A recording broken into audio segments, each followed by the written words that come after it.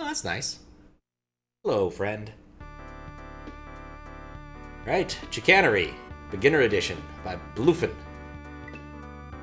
I've seen some people play this. It looked fun. We start at Nirv's house. Anything in Nirv's house? Nope, just the boxes. There is a secret world in this hack, accessible by a secret exit. The secret is not indicated on the overworld. Okay. The secret is not impossible to find without help, but a message box in the very last level will point you in the right direction. Alright. Duly noted. That was fascinating. Crushing Turts.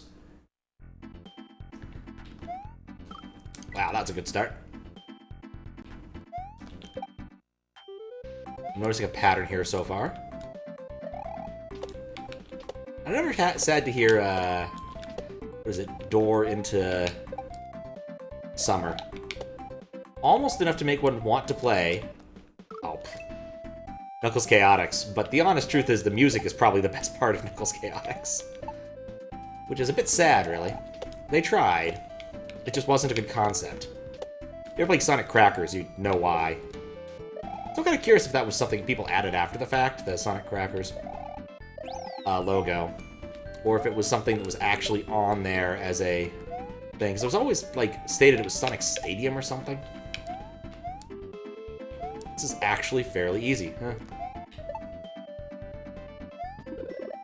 Oh. Not easy enough. I wonder if anyone's found out anything about that recently. I should go check the cutting room floor on it again, because it's been, you know, a number of years since I've cared.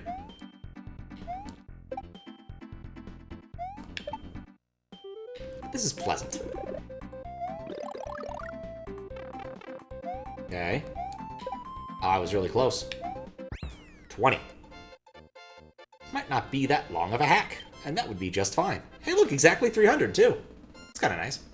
Well, I suppose the variance on how fast people get through Kaizo levels is probably not, in terms of Mario seconds, probably isn't that high. Like, why would it be that high? Because most of the time you have to do the things exactly as stated. Imagine most of the time it's within probably a few Mario seconds of each other. Oh, way late. Ah. Oh. Way late. I kind of want to go look at some speedruns. Like, pick a hack that's got a lot of speedruns, like Quickie or something, where I can see where you can clearly see the timer, and just see how much variance there is in people's timers when they finish the end of the level, right? Because I suspect that their variance would be less than 10 for most of the levels, because you simply are on, usually, some sort of timer. Then again, I think Quickie probably has an awful lot more where you can stand and wait, right? Maybe something like GPW 2 or something. Where there's an awful lot less opportunity to stand and wait. I think I'm late, yeah. Because most levels in harder Kaizo don't give you the opportunity to stand there and look at things. You basically either need to have gone or have already gone. So you're kind of hosed if you don't go fast. Like this level, we do have the auto-scrollers thing happening. He said as he missed the block again. Which means that my timer will probably be fairly consistent for this half of the level. I guess that's the one thing to consider, is that the if anyone resets mid-level, then the time is going to be very different.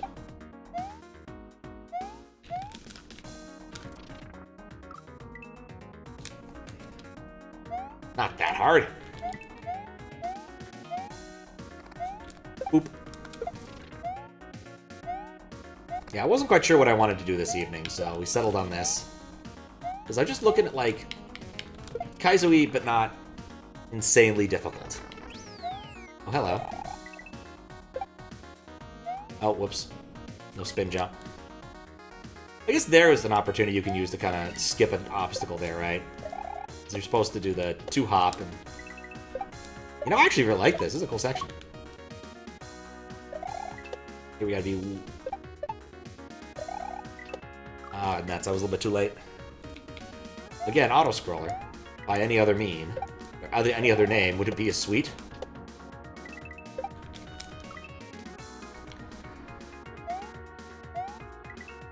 Yeah, I was contemplating maybe Baba, but I had a headache all day. tried a few different means to get rid of it, and then settled on the one that actually works, which is to say I took some aspirin. Or ibuprofen or whatever. Ah! Nice try, Pipe. 11. And that finally worked like a couple hours ago, but I just had that awful headache all day. Not like a really bad headache, it was like a hangover headache, so when I moved my head it hurt, and that's really annoying.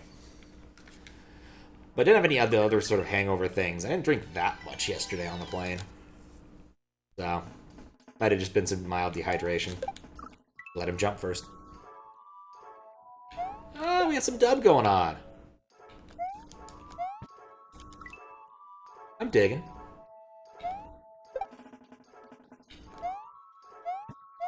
Alright. Catch me.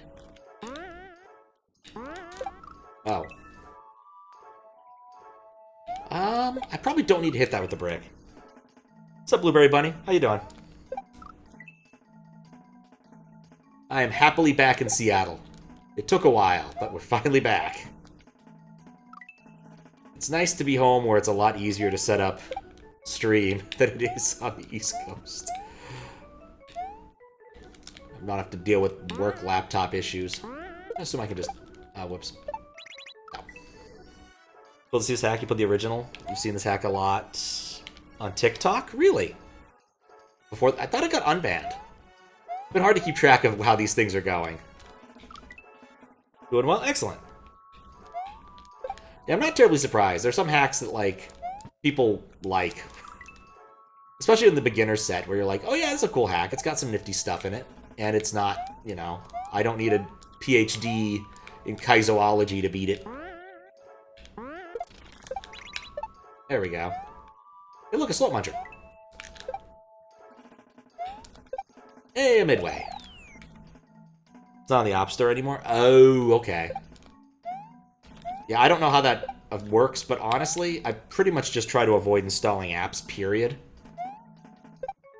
I had to install the MIT Atlas app, which was honestly not great when I was doing the mystery hunt. Oh yeah, I made it. Briefly thinking I did the wrong thing. Eh, that was pretty decent. No numbers, though. Because I just don't like apps. I don't know, one point in time I was excited about them, and now I'm just like, just give me fewer of them. But fair enough. But imagine by now, almost anyone who wanted to download it has downloaded it, though, so maybe it doesn't affect people too much. Because it doesn't, like, punt it off your phone the moment it's taken off the App Store, right? It's like Flappy Bird. I remember reading how Flappy Bird... Oh, hello. People were, like, eBaying phones with Flappy Bird installed on it for a non-trivial amount of money. So I'm kind of surprised that if it was removed from the App Store that it would actually be removed from your phone. But of installing a lot for storage rooms, yeah, that's another reason, because I had a phone that had such anemic storage for a fair while. Because I was rocking an iPhone SE, OG SE, not even like SA2 or anything. And I only had like 16 gigs, 8 gigs, no, 16 gigs. And the operating system continued to, oh, perfect timing. Anyway, the operating system continued to grow, and so I couldn't really install anything else. It sucked. Long story short.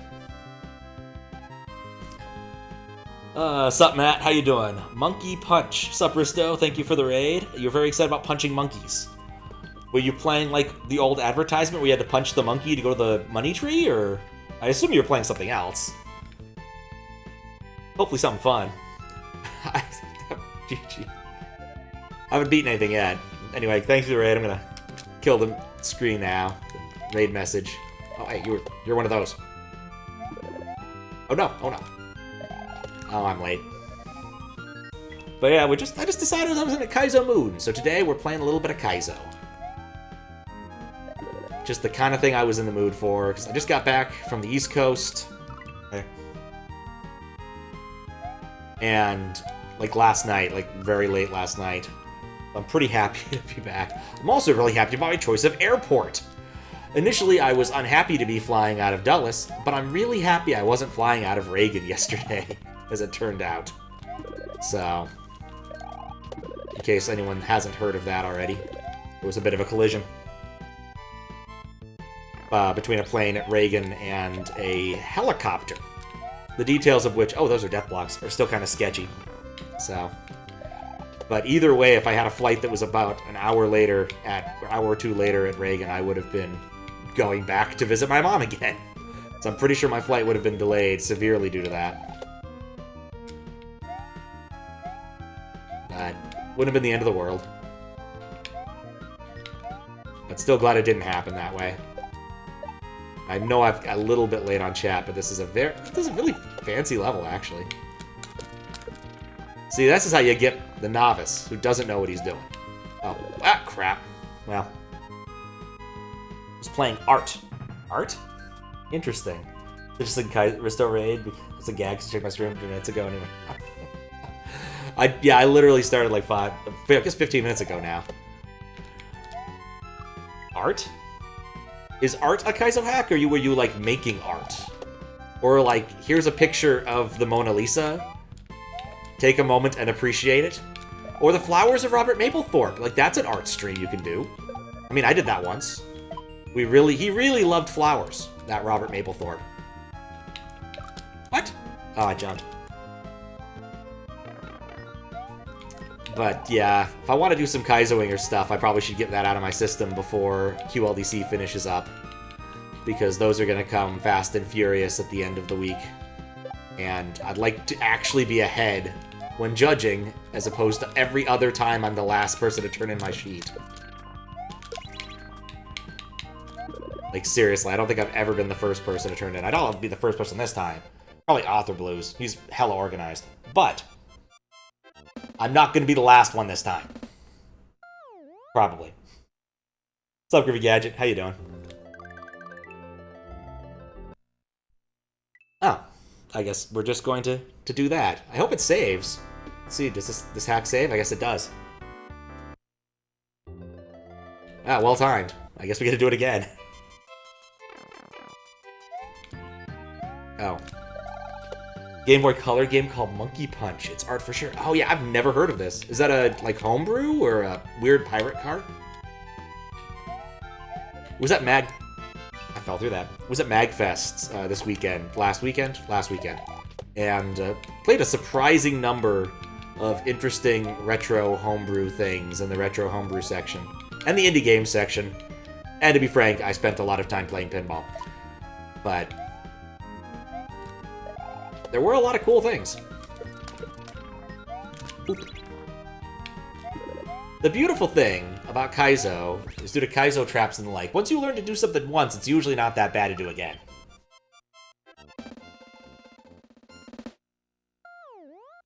Never heard of it either. Good, playing around your phone, used for gaming. Nice. What's up, Vexy? How you doing? JPEU? Ah, gotcha. Yeah, it was a fun level. Yeah, I liked that well enough. I can't complain. Ah, oh, it was a falling level. And I'm falling. Now, Fistbit messaged me earlier asking if I had seen a specific game at MagFest, because apparently it won, like, Best in Show, and I'm like, I didn't actually see that one. I think I played about half of the retro games on display. So not all of them. Oop. Oh, I almost one-shot that. You train a monkey to box and watch it box. Oddly addictive. So it's like a pocket monster kind of game. One part Tamagotchi, one part Chihuahua. Ah, that makes perfect sense. Now, I seriously thought you would, like, brought back those bad, awful Flash ads. Like the Shock the Monkey and Spank the Monkey and Punch the Monkey. That would take you to the Money Tree website. Which was kind of a weird scam. The idea is that you'd click on various parts of this image map tree. And if you were lucky, you would win money. I don't think anyone ever won any money. But they'd be like, watch this ad to increase your odds of winning. And I, being a dumb kid, definitely tried to win on the money tree. But yeah, they had obnoxious ads. Absolutely obnoxious ads. Back in the era, you could have flash ads that were interactive.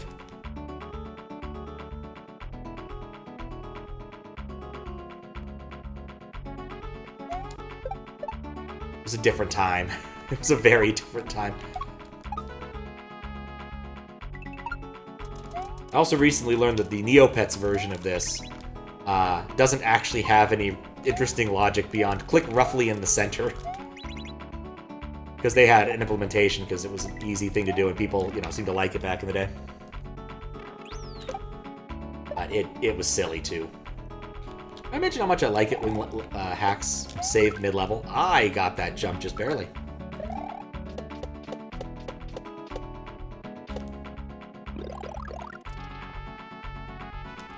Doop, doop, doop, doop, doop, doop, doop, doop. Okay. No! Ow. Recall having requested Pokemon Violet. Would you rather play that or Persona? Honestly, I'm still looking forward to playing a Pokemon game, period. So I haven't played a Pokemon game in years. I forget where you are on the list, but there's still some stuff to work through. And honestly, I think I'm going to work on getting at least one of them done this week. Like, I'm going to be around for a bit. It's Oscar Lake time, and if I remember correctly, Curtis basically said, just play it. I'll be on around when you are. So provided I don't have any more fucking 5 a.m. meetings in the near future, I don't see any reason why I can't accommodate that. I had a 5 a.m. meeting today. Guess what didn't actually matter? Me being there, in the slightest. East Coast company, they scheduled it so that a specific person could do it, and only time she could do the meeting was at 8 a.m. Her time. Which is to say East Coast time. Oh, hey, Mega Man. It wasn't even a stand-up, it was reviewing a slide deck that people would be looking at later, I think tomorrow. Thankfully, that meeting is at 9 a.m. my time. Or noon my time. So it could be a lot worse. But yeah, there was supposed to be a 5 a.m. meeting tomorrow as well, but that got canceled. And that would have been a meeting where I actually needed to be useful. Like, this meeting, I literally said no words. And got away with it. Wait, what do we have here? Words. Never let go of run in this section, even on the P switches. Don't worry, you won't grab them, okay? Because they're the flat switches. Oh, hey, we're doing something funny here. Oh, this is Airman, isn't it? I absolutely love that silly Japanese song about how he can't beat Airman.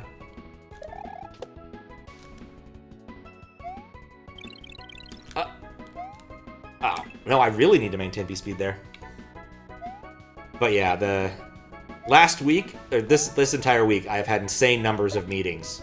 Sometimes like 4 or 5 in a given day. And every time I'm vaguely annoyed at this fact, I stop and remember, I'm being paid by the hour. If this is how they want to handle it, well, more power to them.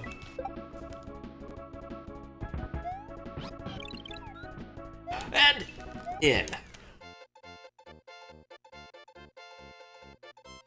But the good news is the project's kind of humming along, even though we don't have all the information we would like to have because we're documenting some stuff. I can't get into the details, but basically we're supposed to document how something is, and then what would we recommend as state of the art in industry. It's a very exciting project, but we just don't have a lot of opportunity to actually find out what the things are. Being paid by the hour and having hours logged for no reason is... Yeah. I mean, I will be honest, I'm pretty much honest with my hours. That's one thing I at least take to heart. Because I wouldn't want to do it any other way. Some people, I could easily pad stuff out if I felt the need to, but eh. Like I mentioned forever ago, I took this... Oh, that's a solid. I agreed to this contract in part as a favor for a friend, so... I already missed the Airman song. Can we bring back Airman? I don't know what to do here. I've got that. That's easy. Oh, that can't throw through there. You know what? Maybe I don't need to recover the key. Let's not recover the key. Oh, I need to recover the key. Alright, well that answers that question. That pipe up there is also bugging me. Also, why did that happen?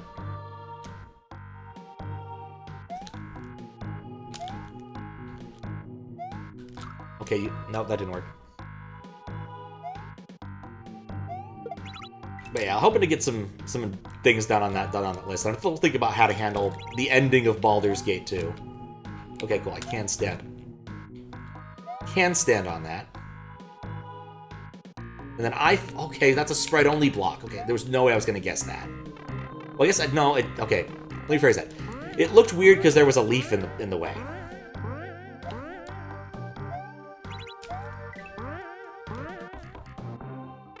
Like, look at that. You see, okay, hold on. Scroll over. Look how the leaves are in alignment right there? It looks like they're special blocks. That's probably going to get me killed, but, you know, it was worth learning. It's like, look the way they're aligned. They legitimately look like weird-ass leaf blocks. I'm certain I'm not the only person who saw this. What else? Oh, yeah, Baba Is You. I'm actually pretty happy having made progress in Baba Is You, despite having not played it for, like, half a year between the two sessions. Between the last session and now, I suppose. Probably should try to hit that in a better cycle, but whatever.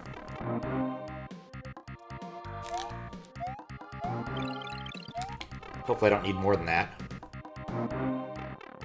Alright. I like how there's a fence there in case you manage to bring the key with you somehow.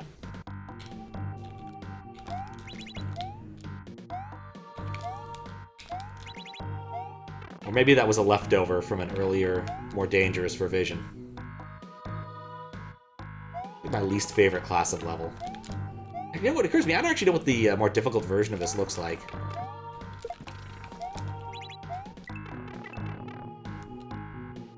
Yay. Oh, for Pete's sake.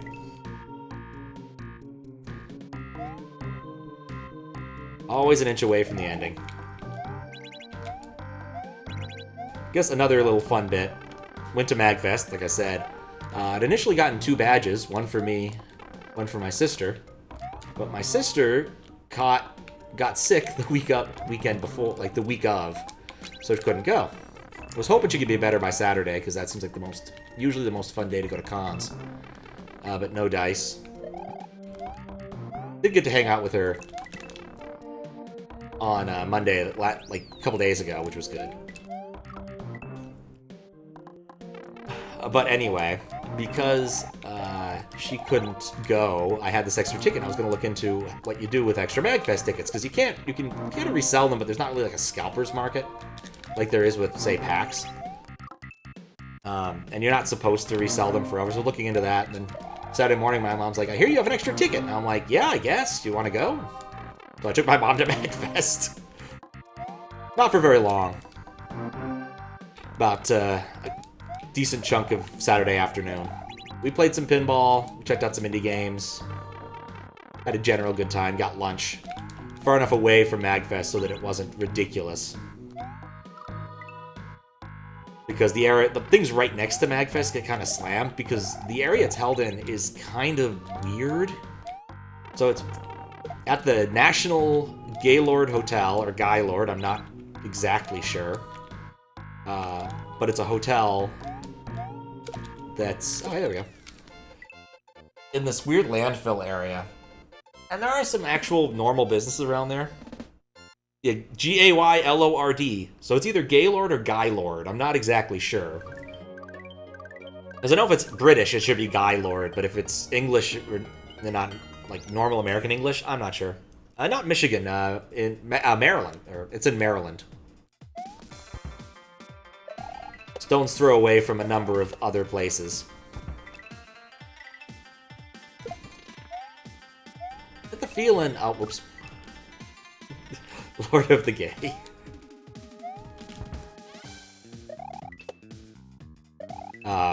Crap, I lost my complete train of thought. But yeah, it's in a hotel in sort of this weird area. Kind of like, you know how Vegas isn't a real place, if that makes sense? Similarly, this is a small, unreal place. Yep, nope.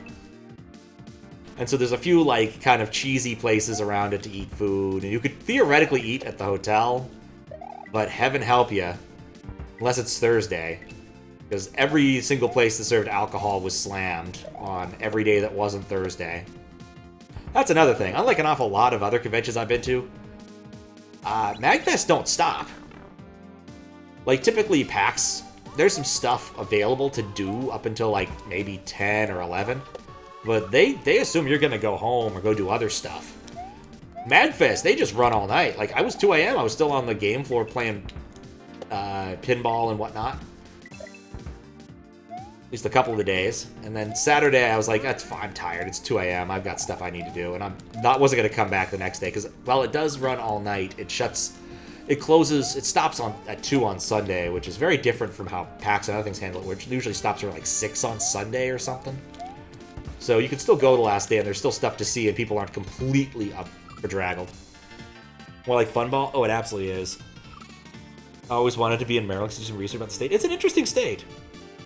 A lot of history around that area, especially with the whole DC era, Civil War history mostly, is how I'm going to phrase that. What's up, Mero? How you doing? I didn't do that right. Suffering from the I did it right the first time and now I don't remember what I did. I guess somebody can spin off that. Yeah, I'm doing well. Like, I just got back home from the East Coast. Yes, I keep forgetting to spin jump. Last night, had a bit of a headache most of the day, but it finally went away after I took some ibuprofen. So, what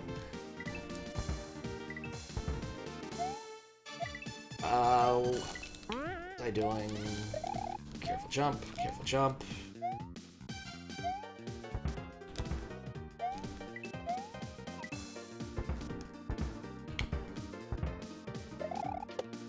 There we go. East Coast, the only real time zone. Oh, no, it's not. It's the worst time zone, because I got up at 5 a.m. for a meeting.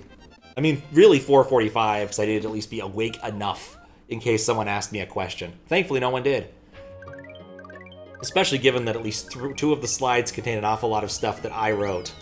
Some of which is dubious. Like, not bad dubious, just like, it's not the way I would have preferred to get that data. Because I needed to get data about some specific things. And, oh, no, I messed that up already. And where I ended up finding that data was really funny. But because of NDAs and whatnot, I cannot reveal exactly what that was about, unfortunately. But hopefully, they canceled the 5 a.m. meeting for me. They canceled the 5 a.m. meeting we had tomorrow, which is nice. Though I hope we still end up meeting with the dude, because that's actually a useful meeting. When I can talk to people who actually know stuff, that makes me happy. Which has been kind of a problem with how this entire project has been going, is we frequently end up talking to people who know nothing. Or at least don't know the right things, the things we're interested in. Or interested in giving us documents that are high-level policy documents, or strategy documents, as opposed to this technical stuff that we're interested in. For some reason, they're still obsessed with IP addresses. I'm like, I don't want IP addresses. That is information I'd rather not have. Like, that's not relevant to what we're doing. Also, they should be using IPv6 nowadays, and so those IP addresses should be absolutely inscrutable and long and irritating, because IPv6 kind of sucks. You know, except for the whole adding an awful lot more bits to IP addresses thing. It was good at that part. The rest of what they brought to the table kind of womps. But, whoops. Just jealous of your musician? Oh, no, I'm good. You know what Seattle didn't have to suffer through? A bunch of friggin' snow. No, it's supposed to snow on Saturday, but I don't think it will. And if it does, it'll be like, ooh, look at that snow! And then we'll go back to our lives, and grocery stores will run out of bananas, but that'll be basically the only real thing that happens. A lot of people are in positions that don't know anything, or in positions where they should know things. Like, how... Well, in this case, it's more of an issue of people seem to think that there's more technical data available in what they've given us than what we have. Quite literally, there's one guy we've talked to, and it's actually pretty funny because they kept referring to him as Doctor in the first meeting we had until he's like, no, sorry, because there's multiple people using my name, something I can understand, he put his first initial there and used his middle name, which was really funny to me. But they care muchly about titles like that over on the East Coast, much so more than the West Coast. But he was actually useful. The worst part of that meeting was quite literally when one of the people who's supposed to be helping us with a project spent 10 minutes letting us know that these guys are too busy to talk to us. Whereas, I swear, this guy was perfectly happy to talk to us. Like, he gave us another hour and a half of his time, and he was actually happy about it. I accidentally gave him some homework, and he didn't mind doing it. You know. There was at least one person on call who was worried that I'd given him homework that he probably shouldn't have, but it was like, quite literally, it's like, yeah, we need this data anyway, so we're just going to make it and then give it to you, and that's perfect. And honestly, it's something he probably should have had to begin with, but I can get why he didn't have that data at that point in time. So, but it does irritate me when it's like, hey, why don't we make it harder to do what you want to do and put words in other people's mouths? Because clearly this guy was happy to talk with us. Like, I'm contrary to the government, man. It's not like they're actually doing that much work. This guy actually was doing stuff, but how am I supposed to do this part? Am I going too fast? I'm going too fast. I want to catch him on the reflect. Yeah, that felt right.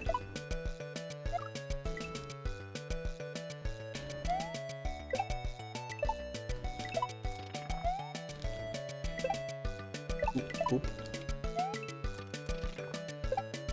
I should have squished the ladder one. Right, yeah, exactly. Like, that was basically my response was, dude, don't jinx this. We have a good thing going here with this guy who talking to us and giving us legitimate answers to our questions.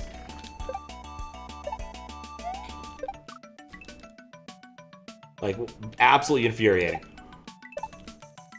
Like, dude, if they're too busy to talk to us, they can just turn down the meeting. Like, you don't need to gatekeep them here. We are scavengers in the grand scheme of things with regard to this project. We are not people who can actually demand time. We can ask politely, and if people are willing to politely help us, more power to them.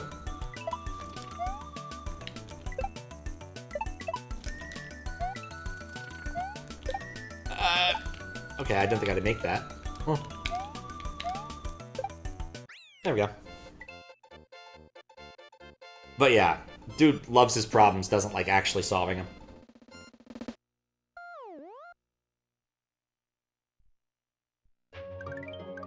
How am I doing anyway? 8.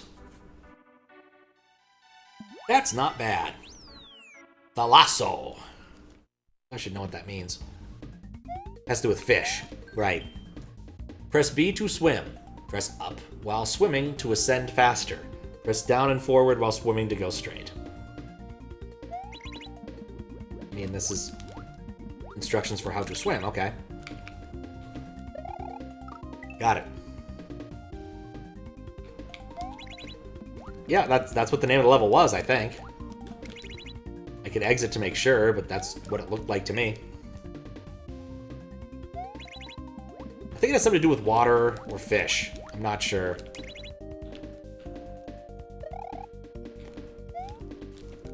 So I swear I've seen, like, Thalassophobia as a level name in some other hack.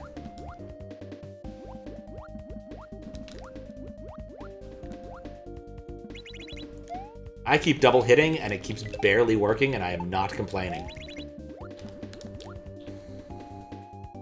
Oh, I love the camera stuff in this game. Like, that's just wonderful. Like, seriously. Poking the camera backwards when they know you want to be able to see forward more? That is nice. Means deep. Ah, Grandpa will too. Thank you. That is exactly it.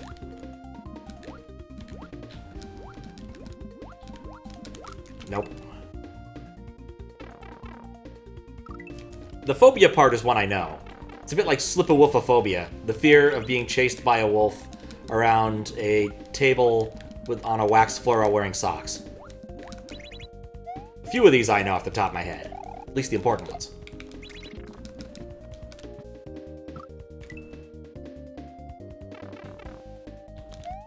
I'm pretty sure there's a decent number. Pretty sure it's come up in a puzzle at some point. I was mentioning to someone that every single medical injury you can think of has a special fancy code. Actually, early. course, the reason I know about this is... Oh, I messed up. Is that it came up in a puzzle. And my favorite one is, like, Shark Attack Non-Fatal. Or Shark Encounter Non-Fatal. Alright, there we go.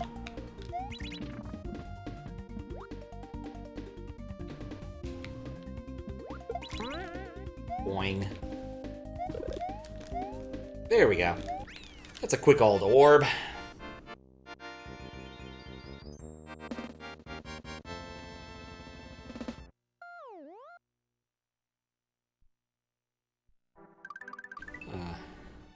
Yeah, I'm thinking of doing a MagFest stream, and I've been putting together a spreadsheet for it, but there's a couple of things I've been hoping to find.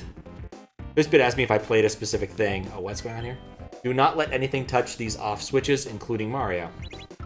Ah.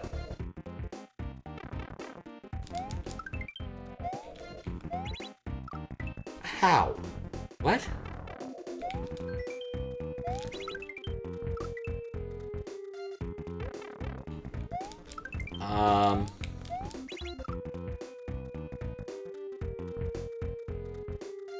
This seems... Oh, I can jump on the spring block. What am I thinking?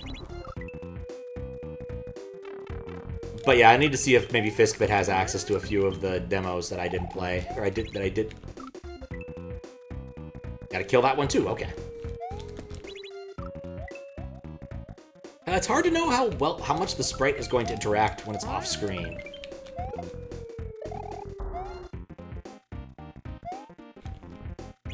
Yeah. This is gonna be a real dial-learn level for me.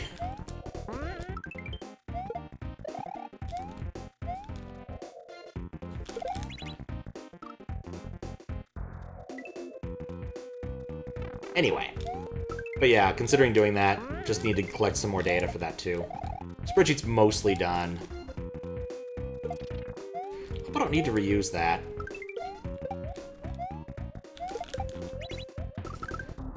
It was kind of close. Gotta ram the spike you got? Yeah, it took me a moment. Yeah, a good number of them didn't have demos available. At least one of them I'd love to play on stream. If I could get a hold of the demo. Because I think it was the one I liked the most at MagFest. Really fun block pusher. You might guess I like those for some reason. Puzzle game that was messing around with toroidal structures with regards to how it plays out when block pushing, and I had a lot of fun playing that. Right, okay. I think I've got it.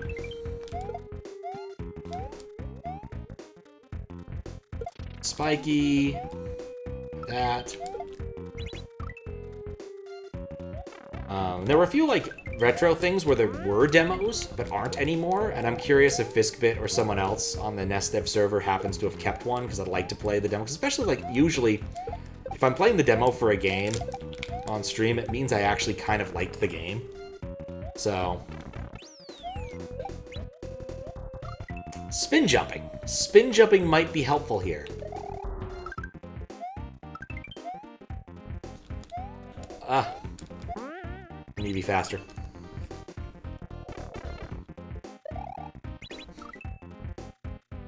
Where was I? Yeah, I saw a lot of weird games. It was interesting to note that all of the games were not... Like, I don't think I saw any overlap between PAX and MagFest in terms of indie games. I need to jump in that... Oh, I could spin bounce. Yeah, that's true, actually. That's the smart move. Oh.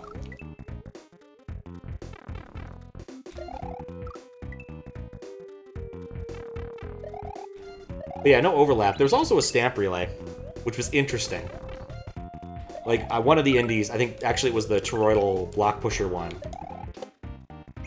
There was a little stamp relay sheet, and so I'm like, yeah, you know what, I'm a sucker for this kind of thing, I'll do it. You needed to get 12 out of the 16? 15 out of 20? It was an awful lot of these games. And I successfully did, I got all of them. I'm already late. Let's see if we can get some information. Not really. And the reward you got for completing the stamp relay was not that exciting. It turned out to be a little photocopied sign about the games that were there and where they were developed. Like, I don't regret it. I don't think any of the games were bad. Some of them definitely were not my kind of a game. It was like a Fire Emblem-like that was kind of okay. Alright, thank you, Yoshi. I'm gonna jump safely. Interesting they give you 2 blocks there. What was the Fire Emblem like? It was still early in development. I can look up the name of it if I can find my spreadsheet. I think it was called Advent of the Reaper. Pretty sure that was the name. It seemed cool. I played through the scenario. I had fun. I think it's still fairly early in development. An awful lot of those games that I saw there were fairly early in development. Like, in the case of the Block Pusher, the dudes were literally editing the game as I was playing it. So, usually when you're playing a game here, you play it, and it's good. In this case, I played it, and then I was kicked out of it, and I'm like, what? And he's like, oh yeah, sorry, I'm pushing an update. Your save data should be safe, though. And I'm like, are you sure? Because I really don't want to have to do all the tutorial sections again. He's like, yeah, I'm pretty sure it rebooted. My save data was there, so I got to keep going. It might be Mega Man music. I don't actually recognize this track.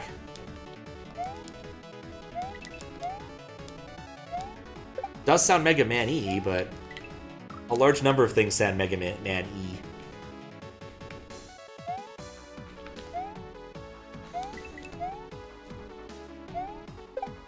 Another fun thing is an awful lot of the indie stuff there was actually, like, really indie. Sometimes the extent where they weren't actually selling you the game. It was literally like, look at my game! And I was like, I am happy to look at your game. Yeah, that's what I need. I just need to wait. Nope. There's music credits. Could have came with it. That's what the original zip file had. It probably does. I don't have those in front of me. I'm not moderating, so I'm not going to open the zip and look for the credits. But we could definitely look that up and find out. I was looking at another hack, and I think that like all of the resource credits were actually like put in a comment on SMW Central, which I think technically fits our bill. Like, if that's how you got it, it would work. You just need to have the credits somewhere reasonably accessible, and if you put them in the description, especially if you only like had 2 things, it's not unreasonable. Like, if someone makes a hack and the only thing they really used was Lunar Magic, I do not care if they have credits, but like, if you start getting into add music and tile sets and ASM, of course, you definitely need to have a full, like, put the work in for crediting.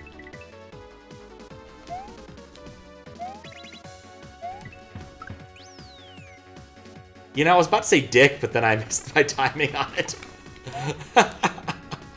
I liked that troll. Skull Express.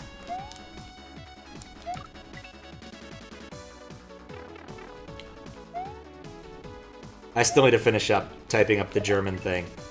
The German hacks thing, because I started that. And then I found out 2 things that were interesting. One, it might not have been for his father. It might have been for the father, which is confusing. And 2, the guy who made it is apparently a relatively large German YouTuber, which I wasn't expecting. And so I've got a video of his open somewhere that I should at least watch, because I have mild curiosity about what the hell these hacks are actually supposed to be about.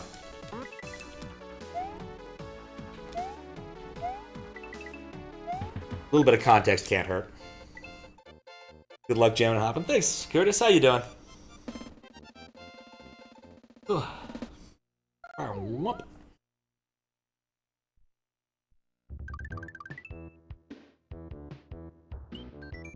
Thwomp Traps. It's Daisy time. Which is very different than Waluigi time. Everyone's happy about that fact. Not spin jump.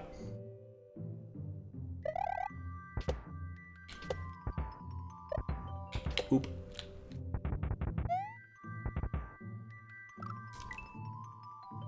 All good, waking up and having coffee. Nice. Yeah, I had a headache today, and I wasn't sure if it was a caffeine deficit or if I was dehydrated or lightly hungover. I drank a bit on the plane, but not that much, so I was rather surprised. Finally went away after I took some aspirin, surprising no one. Those move fast. But otherwise, I'm just happy to be home.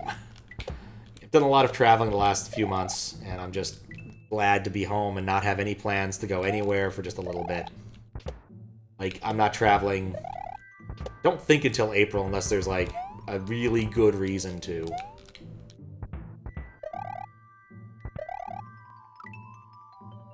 And April has a really good reason because I'm probably going to Japan, and by probably, I mean I need to sit down and buy tickets, figure that out. My sister told me what her friend's itinerary was, and I need to just, like, put that down somewhere where I can find it. I don't know why I'm having so much problems with that. Well, I've been to Japan before, so I know a few things, but, like, honestly, my Japanese is not good. So, yeah, my sister and her friends like to plan like a big trip a year to go do things. These are all con people. And so last year they went to Chicago Comic-Con, and my sister's like, "You should go." And I'm like, "Sure, why not?" So she got me a ticket, or I got me a ticket, and then I met them there.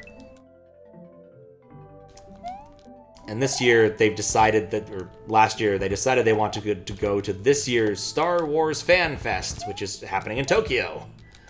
And of course, if you're going to go to Japan, you're not just going to go to one thing and then go home, because Christ, it's a long flight. So, they're going to go do some fun things, and some unfun things.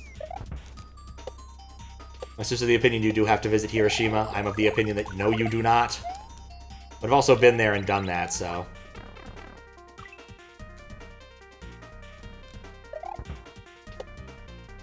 But Hiroshima also did have a really nice art museum, so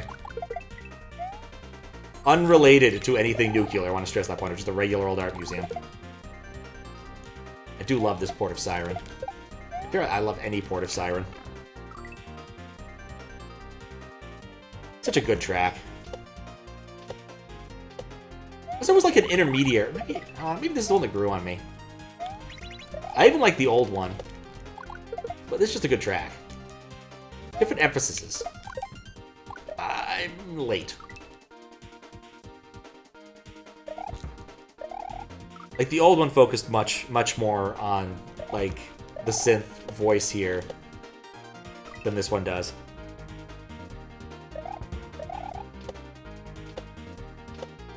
But it's just an awesome track. What's up, Jamie? How you doing? The classic? Absolutely. One of my favorite Mod Tracker songs. I mean, Funky Stars will always be tops to me, but you know. Nope. Okay, sore, but okay. Hopefully sore from, like, good activities, like exercise or something, and not from, like, I don't know, having to move couches upstairs that they don't fit, and then you have to take the couch and put it somewhere else. And you've only figured this out on, like, the 3rd floor or something. And yes, I know it's been, like, 12 years, and I shouldn't be angry about it still. But I'm still a little annoyed at that. To be fair, though, because my brother's couch didn't fit up his stairs, I am currently sitting on it. And he hasn't asked for it back, so Dentist? That's unfortunate, but reasonable. Necessary pain. Hope you didn't have to have anything more than, like, a couple cavities or something, because dentistry's not fun. The last time I went in, I found the trick to making it less awful.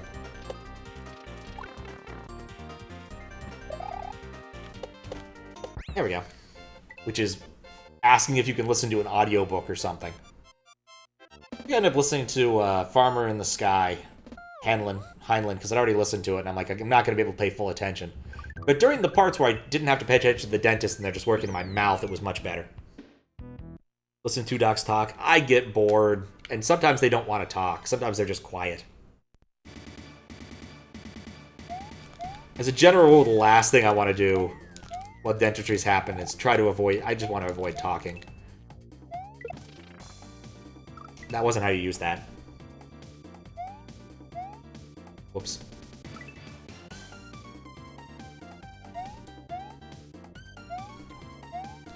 I might actually have to focus here. I probably should go get some more dentistry done, but I don't want to. Probably should get some more dental... Probably get some dental insurance, since last time I went it was not a fun bill.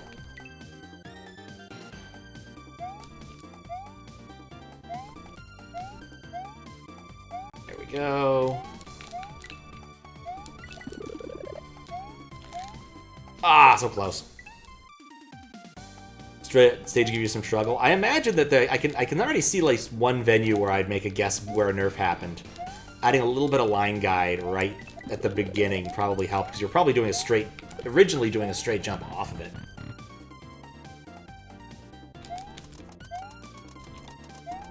Just have to time it right.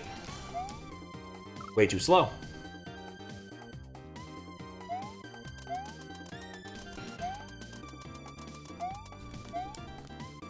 Bit too fast. See if we can be just right. Operation Goldilocks is a go.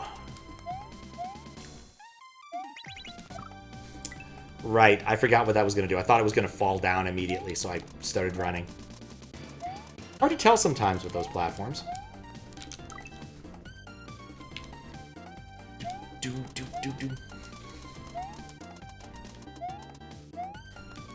Guess I'm also excited. QLDC again. Happening. A few more days, and then I'll have a ROM set to play on that.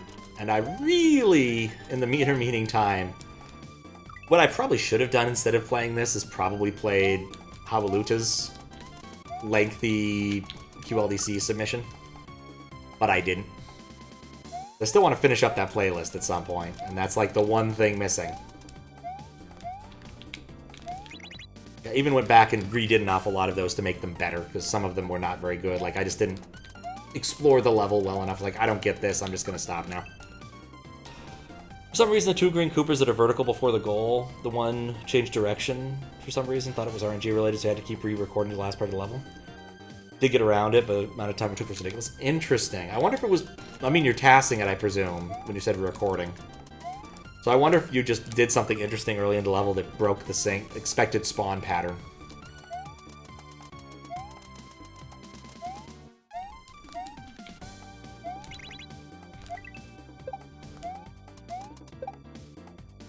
Woo! It was a task? Alright, cool.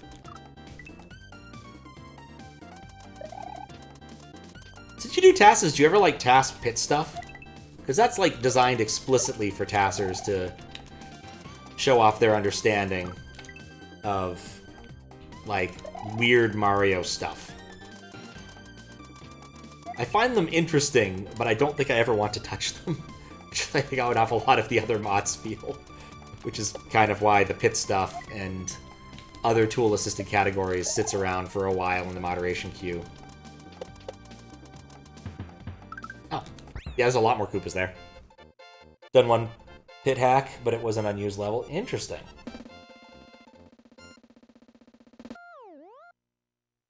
Interesting. Oh, the level's called the 1-Up. Huh. Thanks for the GG. Ocean Manor. I have a feeling there's going to be motion. I was thinking holes in the floor, but this works too. Hey, I know this track.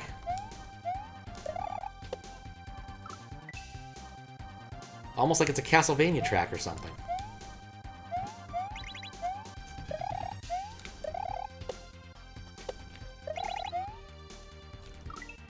Would help if I actually pressed the right button sometimes, though.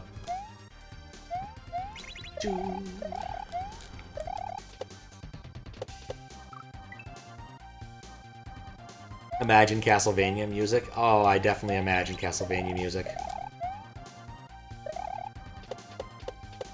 I was looking at one of the few albums I actually have on my phone because I never quite got around to putting all my music back around onto my phone once I finally had space, but I have a few tracks.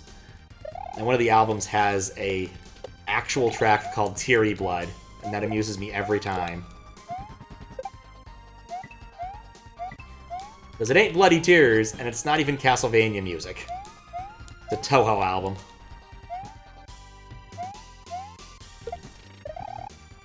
Yeah, that wasn't too bad. Whee!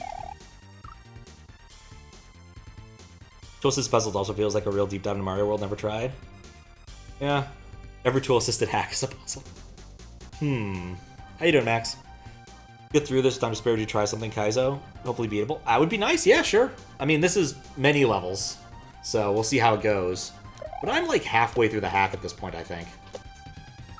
It's like 23 levels, and I've got like 11 exits. 14 exits. I'm further along than I thought. Funny enough, the quickest way for me to actually see that information is to look on the stream. But yeah, I'd be happy to test out afterwards.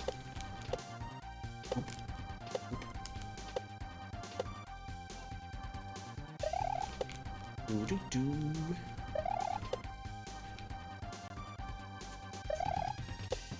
know, I should do one of these days. Actually play Castlevania. I still want to see what Symphony of the Night looks like on Saturn, even though I know it's not good. Apparently, somewhere embedded in the game itself is an apology that the people who ported the game put in. But mostly, mostly as with an awful lot of other things, it's an excuse to use the Saturn because I have one. I may as well do something with it.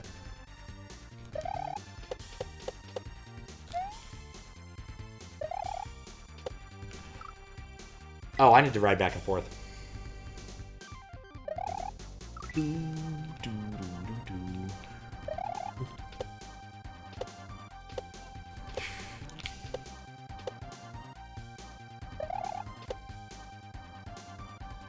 Oh, your ad's gone? That happens sometimes. I mean, they only flick on for 30 seconds at a time. That reminds me, like, on my list of things to do this week is finally... well, not killed Sadbot, but, like...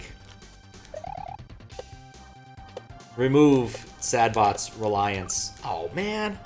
On actual stuff.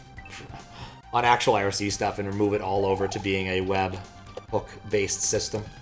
Because that would just make life easier and pollute my server logs a lot less. Because it was doing things like polling and doing all this other nonsense. And honestly, if most of the information I get nowadays, I can just pipe through there properly. I'll need to retest everything, but honestly, it's not the end of the world. There's only one thing that would be hard to test, and I can get Squiggles to help with that. I didn't do that right.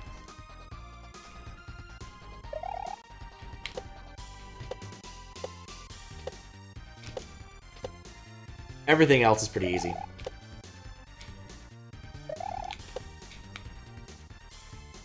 But honestly, it's just one less thing to test when it's running. Love how I call him Squiggles. He's just a squiggly guy, that's his name. He has a real name, of course. But most people just call him Squiggles. He was one of like 8 people in our CS department that all had the same name. And so it wasn't infrequent that people would either get a nickname or an affix. Legit waiting for Milgos to test the SMB1 hack. I think he's past level 2 now. Figured wait a while you tinker with a new thing. Makes sense. Cannot wait to unleash its unholiness. Oh, yeah. I look forward to seeing that. I think that'll end up being some good, like, YouTube kind of bait. Like, Just Cook or somebody will play that.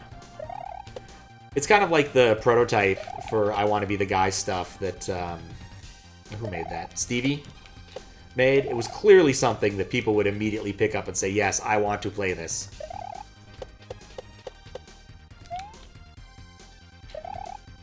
Slow again. What's up, Kalrasi? Nickname before you were 1 was Squiggles. Interesting. Don't think anyone's gonna play it? I don't know about that. There are some true sickos. And it's an interesting hack. Like, there is interesting stuff going on. It's just punishing as all hell. I mean, if nothing else, Katoon will eventually play it because Katoon has to play everything. And some moderator will have to play it. Unless you're planning on doing that, like, thing that some people do where they don't submit stuff to SMW Central. Instead, letting it sit in the file bin forever. Which, hey, that's an option. File bin hacks are a thing. I'm just gonna let it push Daisy into it. Just gonna felt it. You lose sickos when you modify physics? Maybe. I mean, some sickos like modified physics, I think, but hard to say. Like, Memoby was all about modified physics, and some sickos really loved that. What's about playing everything? Katoon has a quest to play every Kaizo in existence, I'm pretty sure. Beat 3 rooms for a checkpoint, good luck. Alright. I think I know what to do here. It's a Linux system. I know this.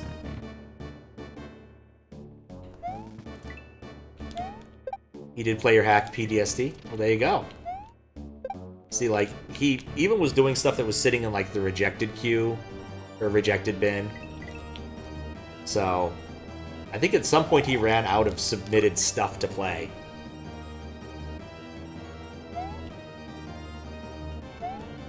And he just started having to scrounge for, like, weird Japanese things and other stuff. But it's been a while since I've seen him stream, so I don't know where he is where he's at in his Kaizo quest. You beat this today? Oh yeah, he did. Also, when we start the game right, just finish a level, I don't want to be cruel. I appreciate that. Katoon hasn't been streaming a while? Ah, okay. Like, I swear I saw him on like a month or two ago, but it was a while. Honestly, one of those things where, like, real life gets in the way of doing this. Where you have other things that are much more important. PTSD did get accepted. Also, the mod helped you with retry and had to play everything. Make sure it was in acceptable condition. Sapphiros helped you. Oh, nice!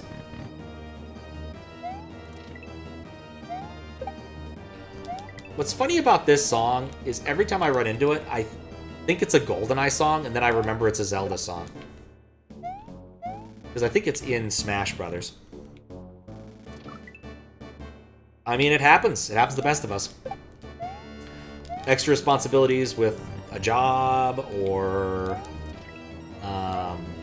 what else? Things, having people have kids, get married, things like that. Like, there's an awful lot of things that take you away from your other hobbies.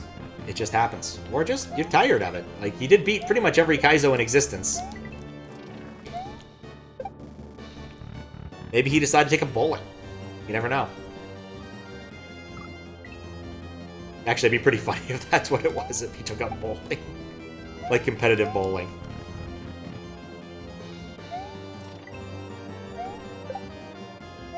But for a lot of people for whom streaming isn't like a job, it's pretty easy to just say, nah, I'm done. Or I just don't want to do this at this point. I cannot get past the dolphin room. And there's nothing wrong with that. Like, especially a lot of people like picked it up and took it a lot more seriously in, you know, circa 2020, 2022, 1, when things were bullshit and you couldn't do fun things.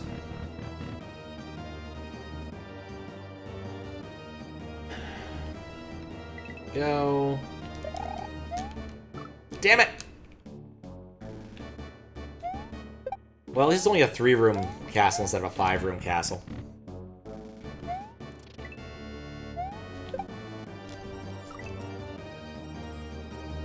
Of course, it would also help if I stop messing up the mall room.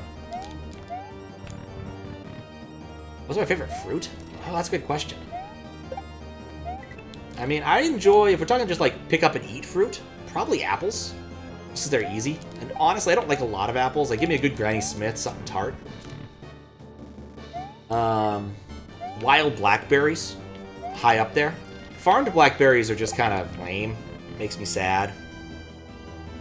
But, like, you get good wild blackberries, and the Pacific Northwest has a ridiculous number of those. Unfortunately, they're an invasive species. They're Himalayan blackberries, which is bad.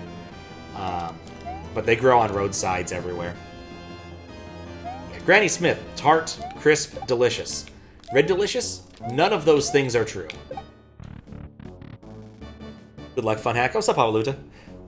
Have I played the Portal games? Yes, I played them all. I played 1 and 2, which is all of them. Would love if a third came out.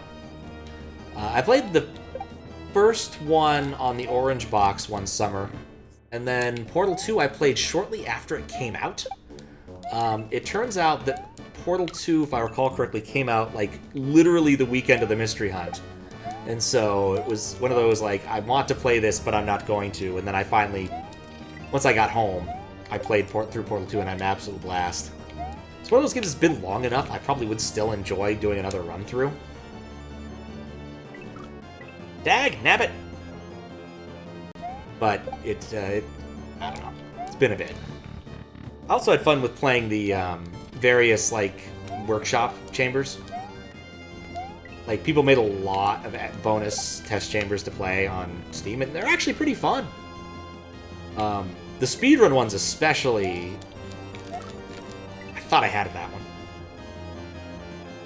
Been playing the Revolution fan game, it's really fun. Has Portal RTX, never done the 2-player. The 2-player one is actually really good. Yeah, it's much more fun if you play it with a friend. My brother came over and we played it together one day, and that was fun.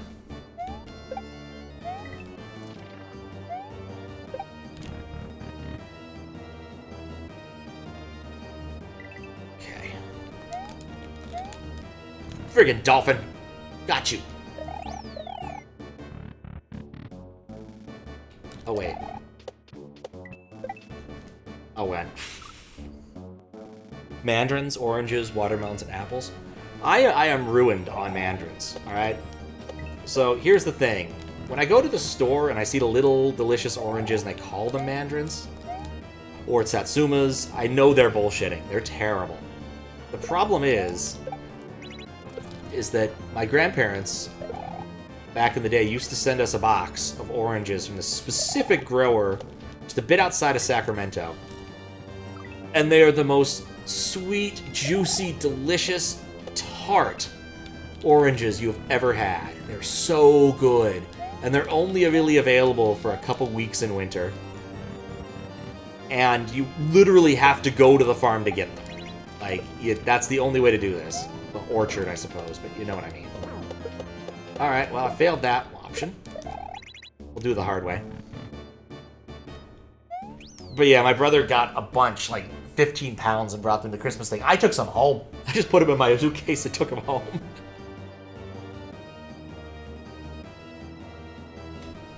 They were getting a little bit old, but not bad.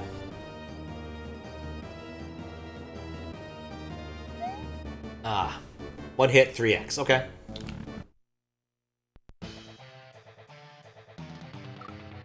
Okay. Final Fantasy VII music. Oh.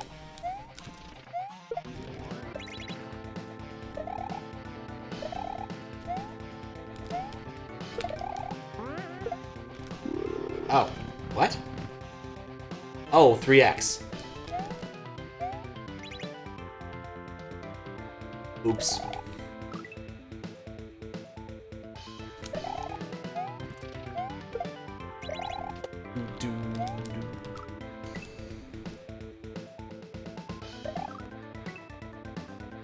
No, it's funny, I didn't even notice that we're going back to Rosalina.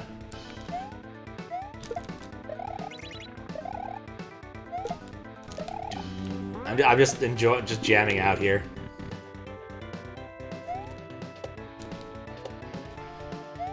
And thinking how this actually is what Final Fantasy VII sounded like to me, kind of. Because I played it on PC using the MIDI driver, and oh shoot! And depending on which MIDI driver you use, it can sound just like this. The PlayStation version definitely sounded better. Dang it. In fact, people who were around when I was playing Final Fantasy VII would know there was an option to switch between the good MIDI version and the bad MIDI version. That was a channel point reward from a million years ago. I still have it around because I don't delete channel point rewards unless there's a compelling reason to. Boing. What's up, Fries?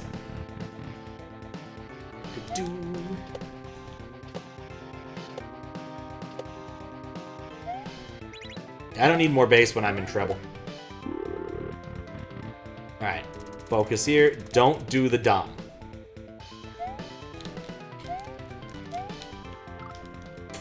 That was the dumb. One of the coolest thing you own is probably the Black Label version of Final Fantasy VII Complete in Box. Oh, nice. Oh, yeah, that was another thing I saw at MagFest. Usually, when you see people selling video games and stuff, usually they don't have any computer software. I did see some people selling computer software, but I'm not paying $7 for crappy educational software. That is not happening. Like, it was quite clear they didn't even look at what they had. Sometimes it was like, here's something that is on... What? Here's 1 disc of 3. It's $7. I'm like, no, that's not how any of this works. Did you even look at what you have here? You just got your pricing gun and put $7 on everything. Yeah, it was so bad. I have no problem with this, though.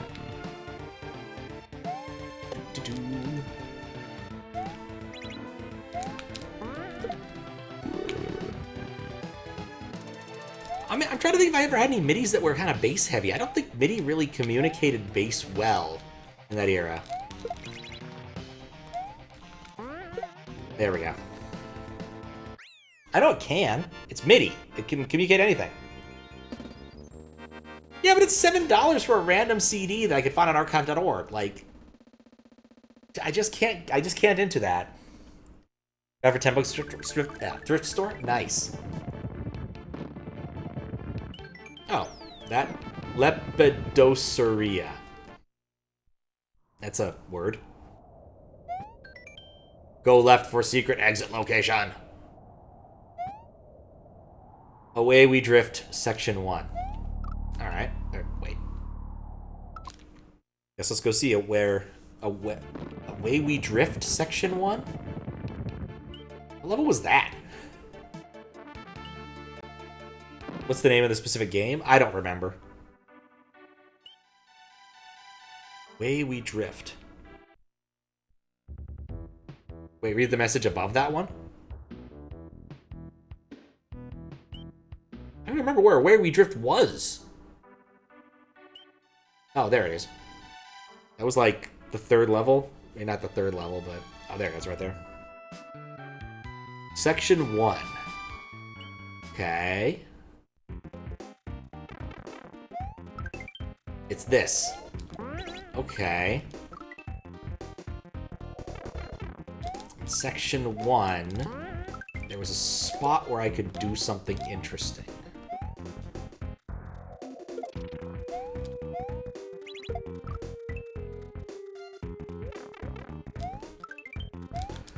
Look, I tried to pronounce it. If I failed, I didn't hook my phonics on well enough.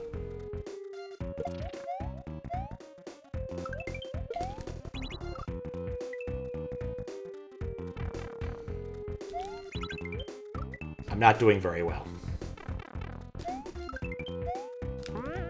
Like, I'm trying to think where there's some interesting surface area here.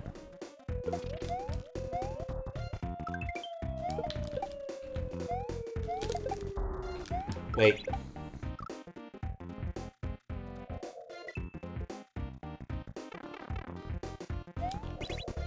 The $10 message is about the message above it. I'm actually a bit confused. There was a message above that one? Maybe I have to go back all the way back and read that again, because I think I must have missed something. Wait. No, your message, not the message box about the level. Okay. I am so confused.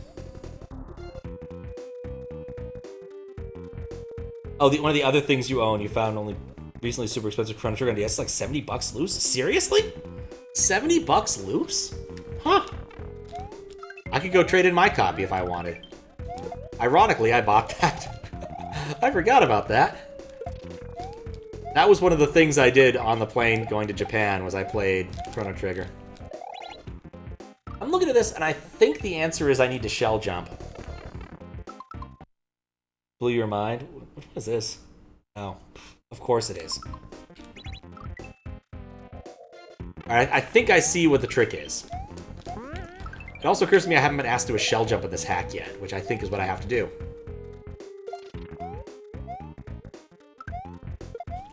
said as he failed it. You win this round, Fries. You win this round.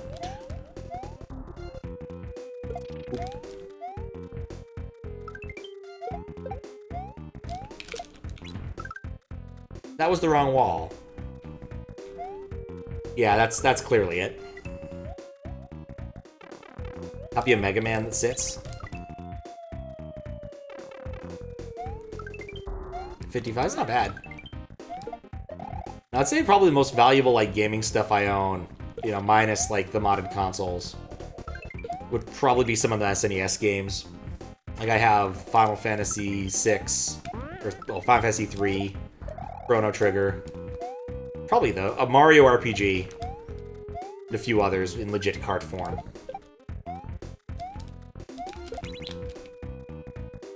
Well, that didn't work. So you want to count the broken CDI? Oh, did that not get fixed? Remember you telling me about it. I will say they run well off burnt CDs. The worse the CD is off. I need to shell jump better. Not yet, it'll be a slow process. Fair. Fair. Okay. Mark that.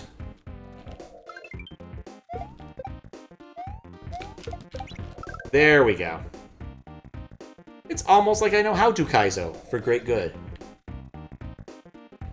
Even now, it threatens to kill me.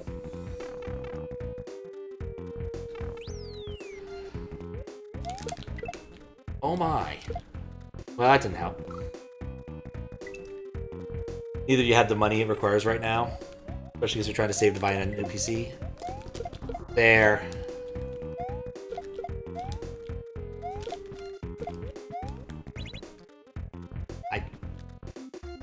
What? What hit the thing?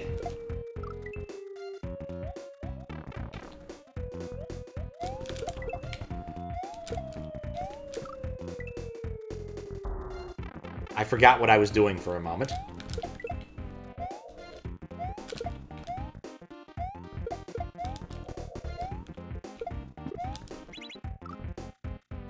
That's what hit it. See? Why did it have to be this level that had the secret? This is one of those where it's like, man. Anyway.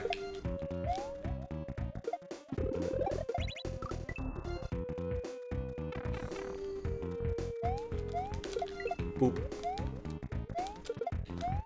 Much boopage.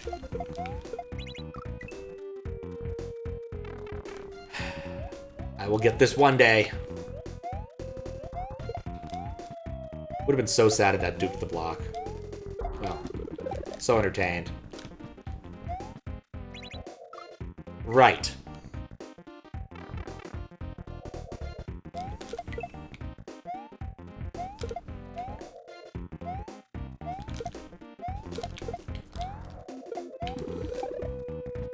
Okay. Oh, wait! Okay, I understand what I need to do now. This level, unfortunately, seems to take an awful lot more mental processing than other ones have.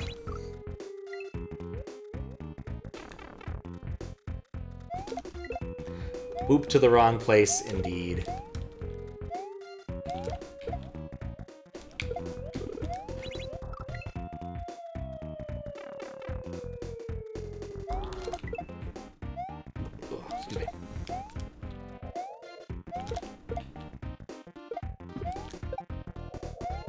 You know, I rather thought that that would kill that.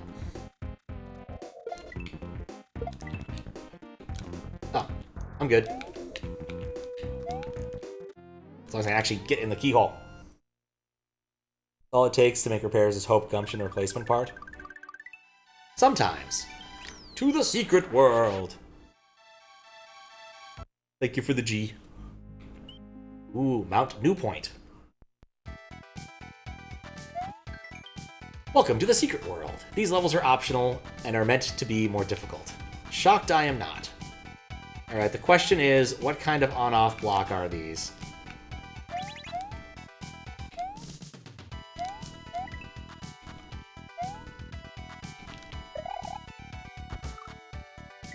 Wow, I was off the mark. Hope you get your PS2 working again. It reads discs fine, with disk drives jammed. Somehow the disc was knocked off track. I don't know how that happened. Weird. Was it a used one? Or is PS2 Slim? I've heard has some problems with like disk drive stuff over years. Oh, there's munchers there. This is definitely meant to be a lot harder than the other stuff so far. In terms of requiring some amount of control.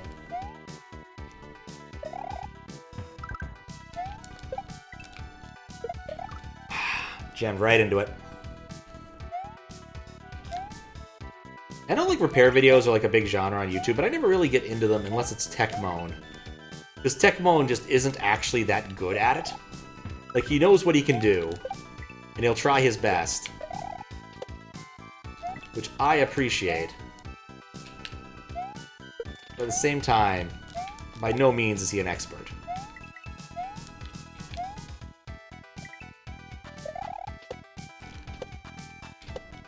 I thought I was going to hit that muncher. That piece to a friend gave you because it was broken and wouldn't take it off his hands? Okay. Interesting.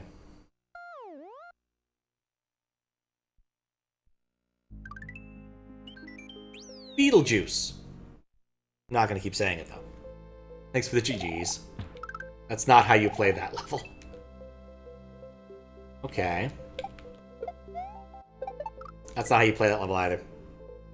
Huh.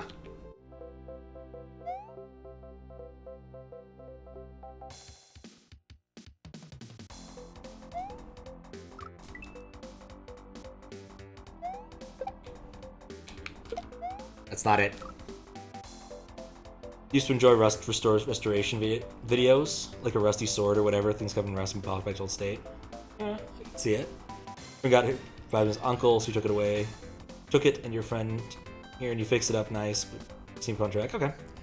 Not seem no, because Techbone like usually goes into the history of the object of whatever he's trying to repair. Like I appreciate that aspect, I think, a bit more. This is a weird remix of Donkey Kong Country.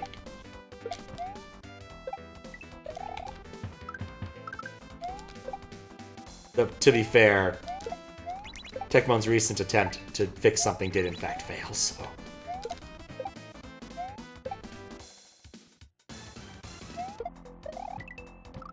I don't know what that green thing meant, but that was definitely not the right call. Put an edge for you? There you go. It'll make your item back to being rusty. I mean, rust restoration isn't that hard. I mean, get some salt water, maybe do some electrolysis. Like, you could do this.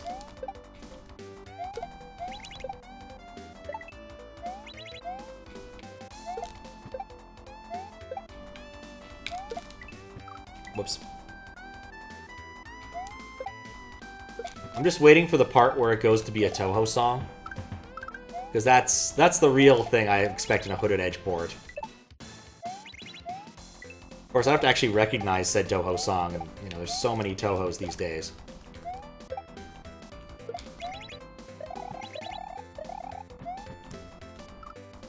That's not the play. Doesn't read me kick it? I think it does. It's been a while since I've seen a green coin as an indicator. Like, I felt like green coin as an indicator used to be a thing, and kind of fell by the wayside. Maybe as people learned how to kick things better, they decided they didn't really need it.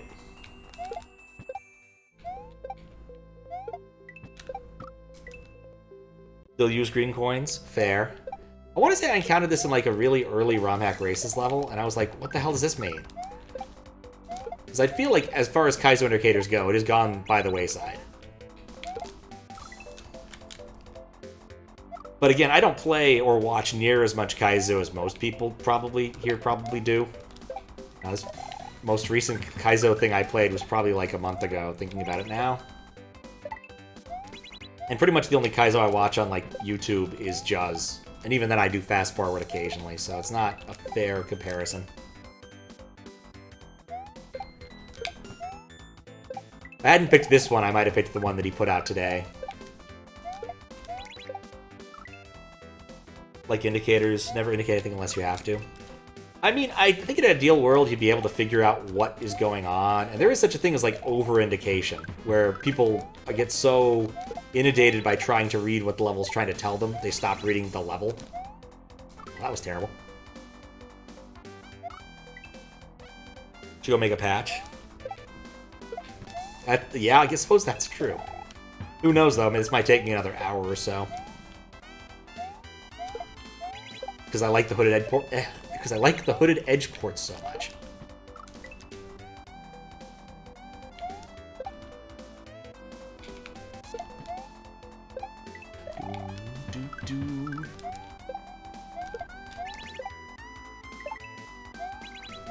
I think people are overly avoidant. I mean, it's definitely a faddish thing to some extent. What? No. What was I doing? I released that way too early. Been playtesting some Kaizo hacks recently. Nice.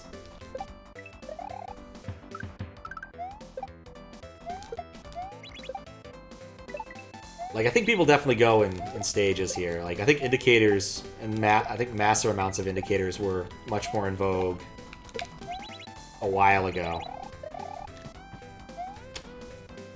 Need to go a little earlier.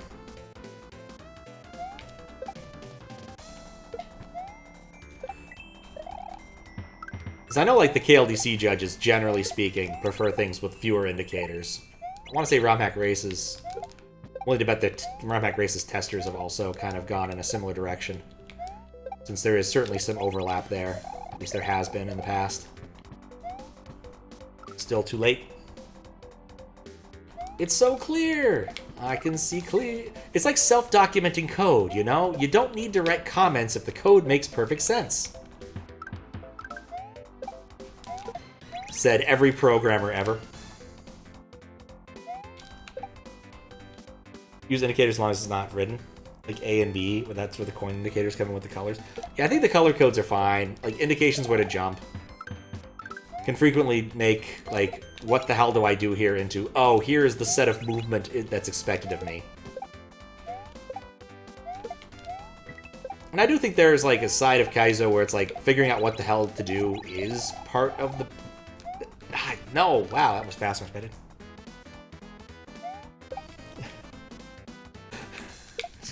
Oh, the self-documenting code? Come on, you know it's true. If you write the code clear enough, then you don't need to write comments. That's why all the best programmers never write comments, you know. Carmack never writes comments. He doesn't need to. He's just that good.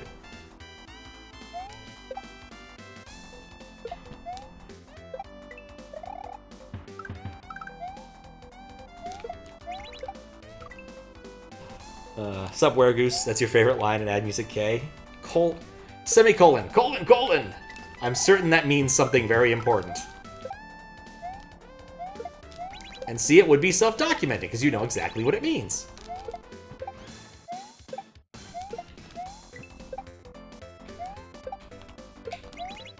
Okay. Yeah, I kind of figured that had to be the case. Ah!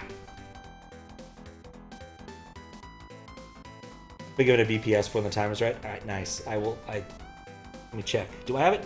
Yep.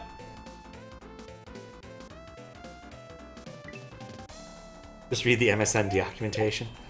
Sometimes MSDN documentation would be a godsend compared to what you're doing. Like, I always have a hard time recommending people use Google for anything just because their documentation is such shit.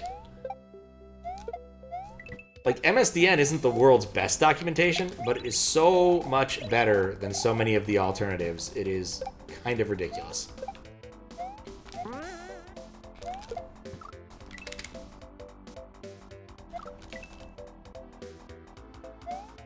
Like, it's embarrassing. Google's documentation is basically like, here's a tutorial on how to do one specific thing with this. I'm like, I don't want to do one specific thing. I want to know what the interface does.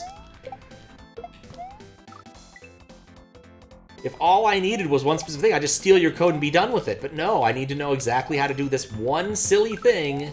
And I know you support it, and I need this property, but you don't want to tell me where the property is or how to access it. Or it does something bizarre and unclear, such as having void fields overwrite something, as opposed to simply ignoring them. Which is what I'm still miffed about. I cannot believe Google does that. Or YouTube does that. Like, when you change properties on some videos, you have to do your own copy on write semantics. If you do not copy the prior things, it will lose them. Like, that is a foot gun interface if I've ever seen one. And the only reason I even found out about this was because Xandro... Oops, I'm late again, aren't I? Nope. Because Xandro noticed that my videos weren't... Some of my videos weren't embeddable. Which I thought was incorrect, but no, then I had to go fix the auto thinger to make them all embeddable. It was annoying. Thank you for coming to my TED Talk.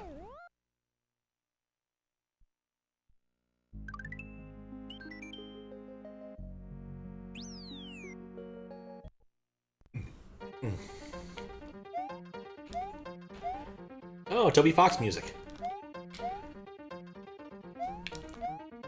I've stopped calling it Undertale or Deltarune, just say, no, it's Toby Fox music. Now I don't have to worry about being right. Which one it is. You know, I thought I wouldn't like this level, but I'm actually liking it so far. Oh. I don't like it anymore.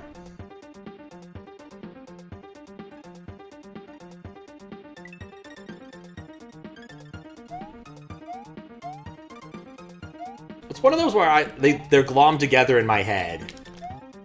So, Toby Fox music is a better description for what I think of it than the specific game. And the amount of it is only going to grow if Toby Fox finally releases more things, which should be happening this year, if I recall correctly. Like, Deltarune 3 and 4 are supposed to be coming out. There we go, 29.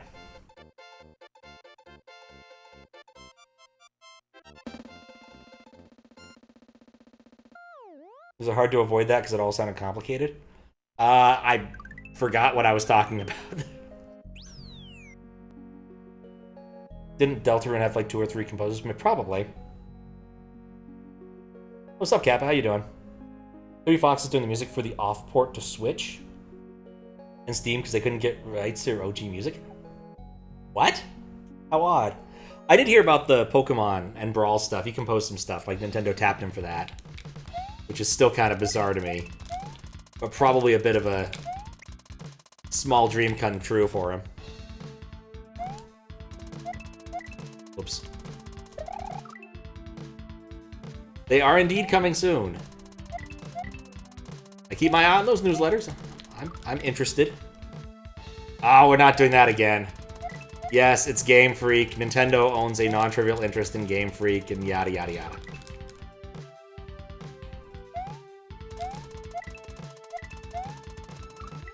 Oh, no, okay. So, no, that part was actually easy to fix. The problem was I just wasn't aware of the problem. Like, it was just a foot gun thing. So, the way to fix it is whenever you edit a snippet, you simply save the snippet that exists, and then you send it back to the server after you've made your modifications, rather than thinking it's a small set of modifications that you're sending to the server, if that makes sense. So you do your own copy on write semantics. That's all there is to it. It's just a really weird thing. Because typically when you have an API that updates some fields, well, I don't know what that was a mushroom. Oh, this was like last year, so sorry if I got your hopes up.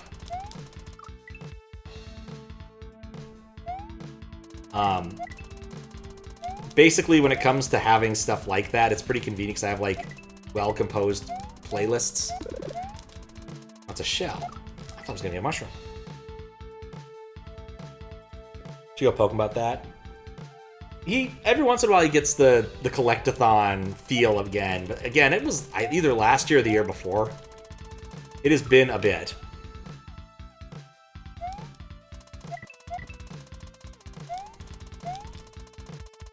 I can't plug him. It was a large undertaking on his side. He was doing a lot of stuff to make that work. It was semi-automated, but it still wasn't easy. quasi-automated, maybe?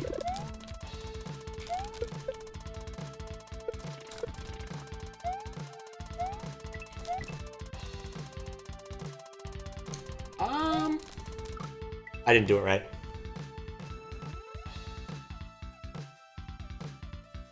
Oh no, Game Freak put out an interesting SNES game after the first Pokemon game became World of Electronic 4, came World 5 phenomenon. Huh. Father's Gift, PSD in your entry. That would be cool if he added them, yeah. I mean, the issue basically comes down to what he wants to do.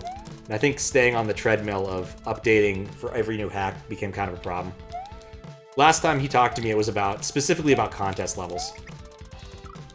And for YouTube stuff, all my contest levels are in conveniently labeled playlists. And so adding my stuff is pretty easy. Just because I'm organized enough.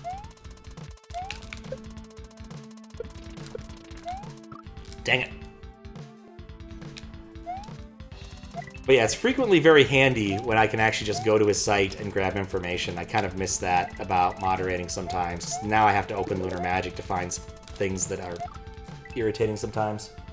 So, like, I had to go through... I finally went through the effort and got the Expedition, the last playthrough of Mario's Expedition, ready for YouTube while I was on the plane. And the issue there was, like, my auto-level stuff just does not work with the Metroidvania style. I was gonna die anyway. And so I had to do it by hand. And frequently I didn't know what the levels were called, but I could pull them up in Xandro's site and look at them and be like, yeah, that sure is that level. And some of them had multiple names depending upon what your entry point was, and so I just said nuts to that and chose the better name.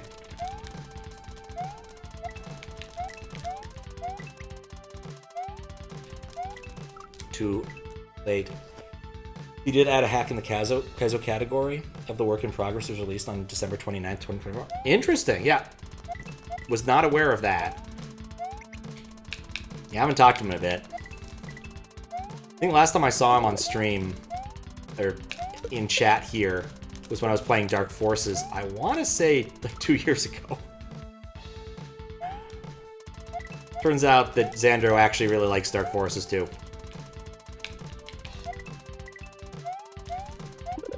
Well, the first one. Which I'm aware got a remake recently, but I like the original. Oh, right, that's how those work. You know, I thought for a moment and realized it was a trap. This is a level where I would have been disappointed had I fallen for it. Pleasant Midair World. Interesting. Mid-life world. Have to remake my whole level? I'd be curious if it's good. It might feel very different. Thanks for the G's. Like the key... Well, no pun intended here. The key thing about Dark Forces is it's very... At least, I know the engine isn't the same, but the engine feels very similar to Duke 3D to me. Because of how it handles... up and down. Up and down are handled really weirdly.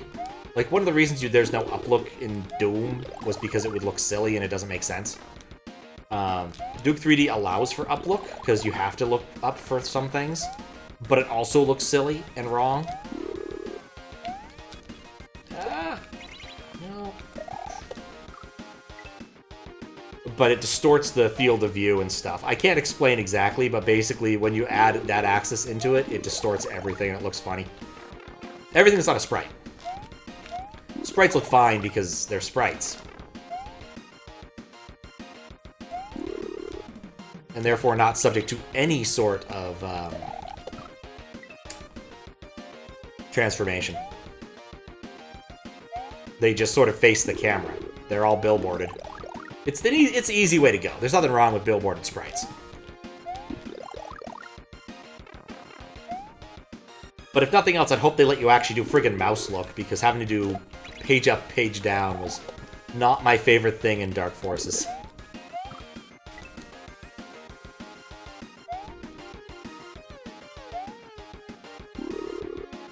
More like raster transformations on existing rasters? Yes. It's something akin to that.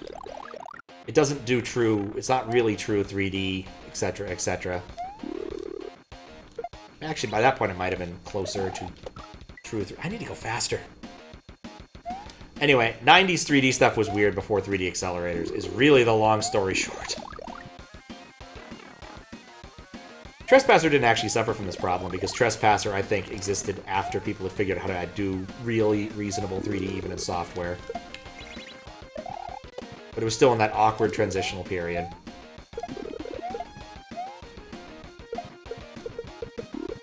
This is not helping.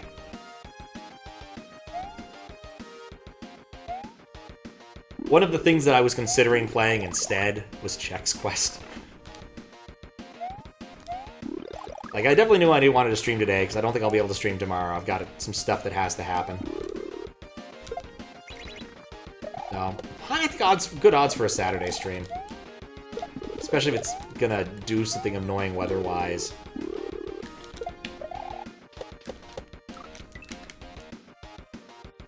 But we'll see. Like, I haven't done a good Adventures in Advergaming in a while. And Chex Quest would just be fun. Like, it's Doom. With weird maps that have to do with checks. And you're trying to kill the Soggies or whatever. Like, it's reasonable for a game you got from a cereal box.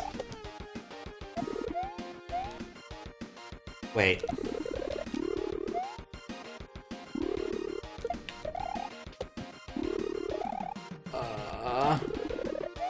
Oh my god.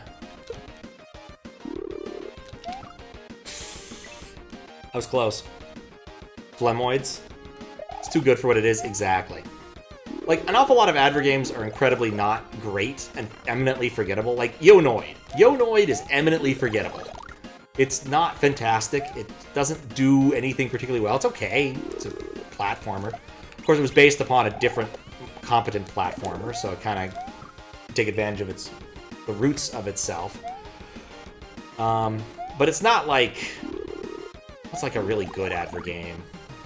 I mean, the M&M's one was actually pretty good, the Lost Formulas. It was like playing a slightly worse version of Crash Bandicoot, except you had to occasionally do math.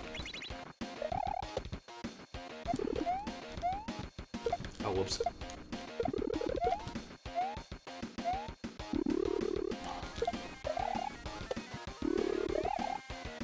I think I'm still too late. Oh, yeah. Way too late. Sneaking. Yeah, Sneaking's legitimately good.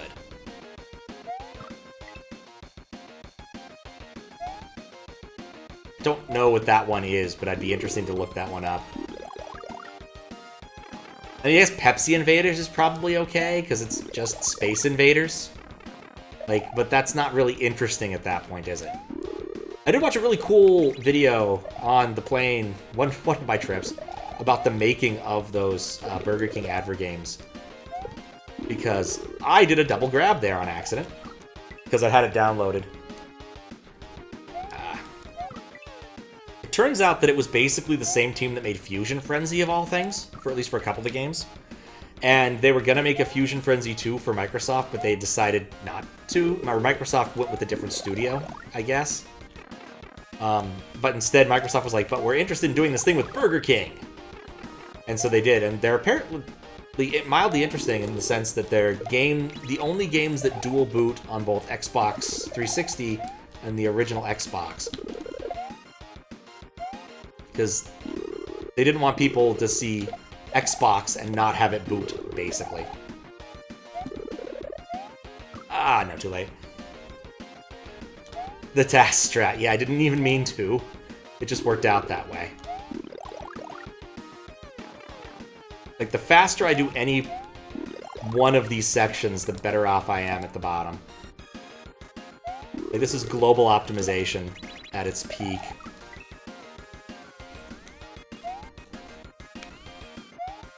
This frequently isn't a problem in most Kaizo, because you're not really fighting a clock. Like, you get rid of the lava, this becomes a lot easier. Because there's no clock.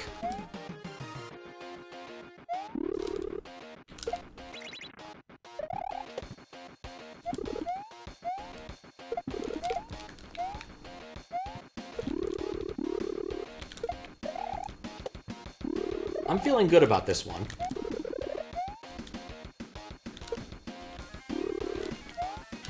There we go. Congrats on beating the secret world. Hey. Orb. Now we just have to wait for the timer to come down. Alright. How are we doing on exit numbers? We got one left to go. This is perfect. Really would have been nice if you could walk around that way. Yeah, in the description for this particular hack, it mentions that there's some bonus levels that were added that were not in the original. And those were that. And like one extra section that was somewhere else, I think, is what it said. 70 for the original game, 1 new secret exit, and 5 completely new levels in Secret World. There you go. I'll try pressing right this time. It those royal syrups. Oh, wouldn't that be delightful? Alright, up the wall! You know, I actually didn't expect there to be a level here. Or, I expected this to be a lead up to a door, rather than this being its own level. That's a full jump, and I need to remember that. Hey. Come on, princess, you can do this.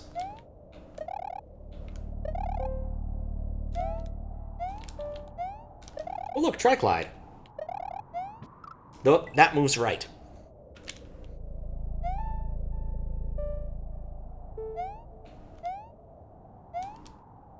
You also do those with regular jumps, and I think that probably is the smarter mode.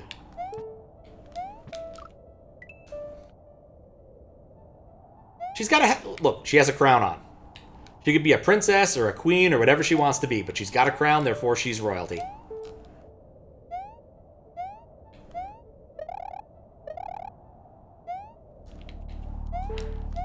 Plus, if we consider the Borgie Man's webcomic, The Three Little Princesses, she's one of them, so... We can also use that as another point of inference, even though that's not, you know, technically Nintendo or anything, but it is a very nice little comic. A Gmod add-on that adds proper fluid simulation. Dang. I only recently learned that the Source engine actually, like, models air resistance. I need to move faster. Was watching a video on the lock and load. Apparently when I'm tired, I just want to watch videos about TF2, which is kind of odd. Strangely enough, it didn't recommend me any Star or Germa videos yet. I just keep getting the fish one.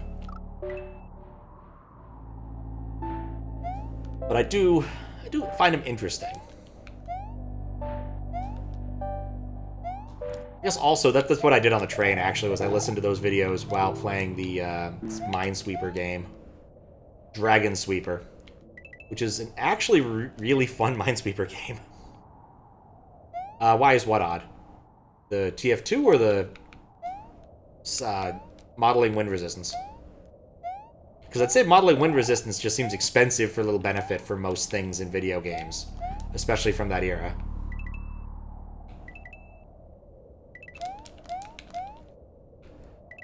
Oh, hey, an up pipe. Oh, hey, an up... Oh, no, an up pipe. Oh, the Minesweeper thing, yeah. In fact, you know what? Next time I am at a place I can stand still, I'm going to drop a link to it because it's legitimately good, and I highly recommend giving it a shot. Let's see, is it here? I have it in a different window. But it's actually kind of cool. The crux of it is that there are certain things that are consistent in every generation of it, and your goal is to become powerful enough to defeat the dragon, i.e. level 15. Because every time you touch a monster, you defeat it or you die, because you don't have enough HP to defeat it. So like you can kill, you have 5 HP to start with, so you can kill like rats and stuff. And you move up to fighting harder and harder things, and there's certain things that are consistent in every single playthrough, which is where the real interesting stuff starts. Once you notice a few of these patterns, I suppose.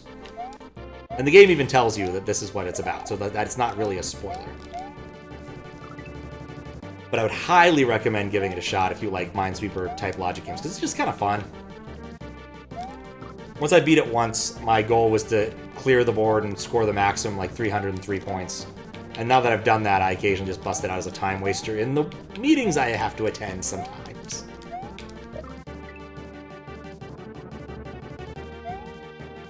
I was also playing another Minesweeper variant, but it was one where you had to move around and find the mines manually, which was really challenging.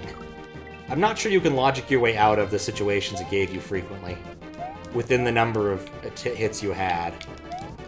But it was an interesting concept, at least. It was also on itch, but I didn't beat it for various reasons, namely being that, one, I wanted to start streaming, two, there we go.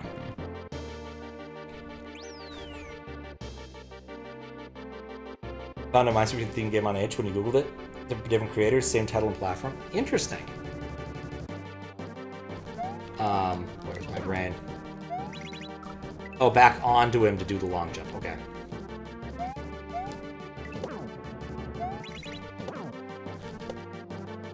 Alright, so that's feasible.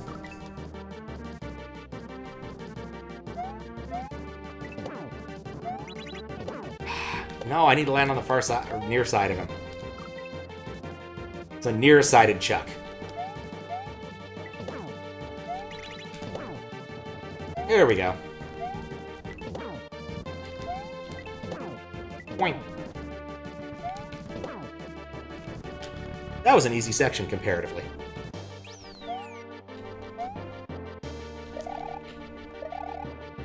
Ooh, that classic Mario 1 feel.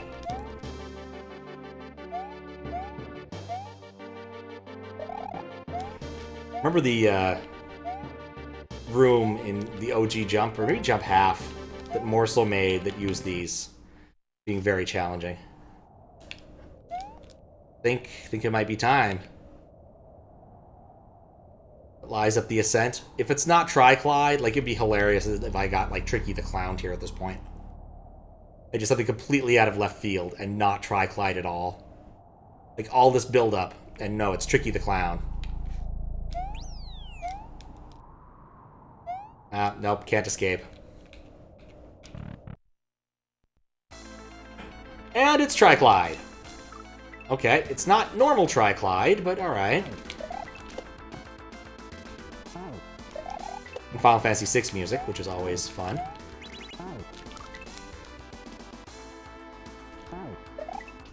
Man.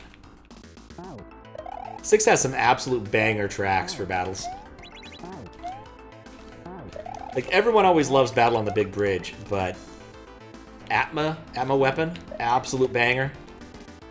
I think this is a more decisive fight. Of course, Dancing Mad. Like, some people say, no.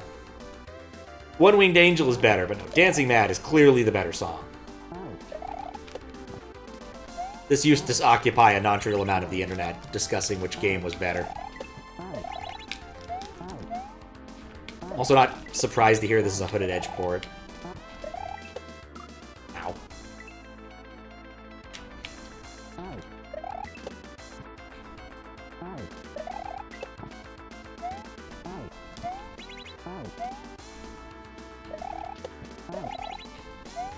Dang, makes me want to go play some Final Fantasy VI. Listen to Dancing Mad at work sometimes. I mean, it's just a really good track. 17 minutes long and such. Well, the thing is it's a piece with like 4 or 5 movements. And so it's not technically speaking 17 minutes long in the game. It's however long it takes you to get past each part. And some of them are better than others, some of the parts. But, you know, that happens when there's a piece that has that many movements.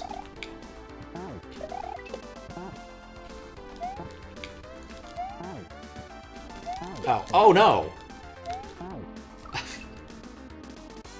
Oh, the movements put together? I mean, does that... I guess if you're listening to, like, an orchestral version, that would make sense. Like, the Black Mages probably have a version of it. Or Final Fantasy Live, what have you.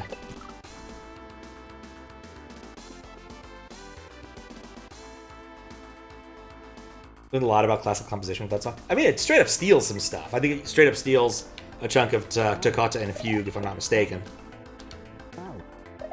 Which is fine. It comes from like the 18th century, so yeah, you can totally steal that. It was one of those thoughts I had at MagFest. I think I heard Greensleeves come out of one of the indie games speakers, and I'm like, there was an era where you could just do that. Just screw it. Let's just port a piece of classic music over to whatever bleep bloop machine we have and let it rip. PC speaker core. Includes loops for movements. That's kind of what I thought. Titan Lost from 16. I have not even looked at 16 yet. I haven't played 15 yet. The last Final Fantasy that I beat, that was the highest Final Fantasy that I beat numbered-wise, was the first 13. Which, honestly, I wasn't terribly happy with when I got to the end. I think the director just liked lightning way too much. The best character in that game was clearly Saul, the black dude with the chocobo in his afro.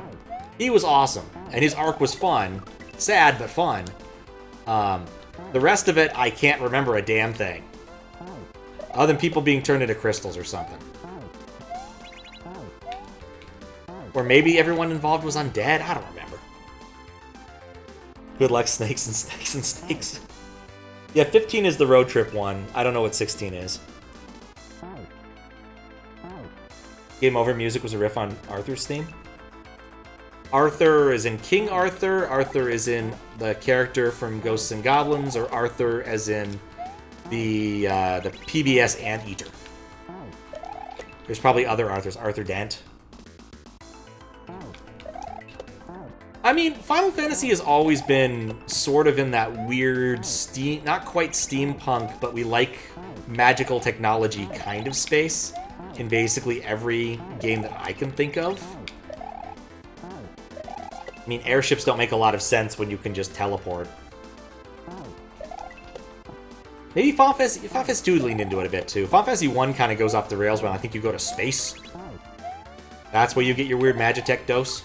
Also, how you doing, Abe Lincoln? I'm spacing here, talking about Final Fantasy and everything else. Christopher Cross, 80s.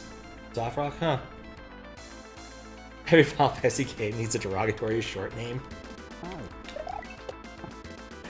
The Hollow one. I mean, I don't think I've ever played a game that made its linearity more obvious.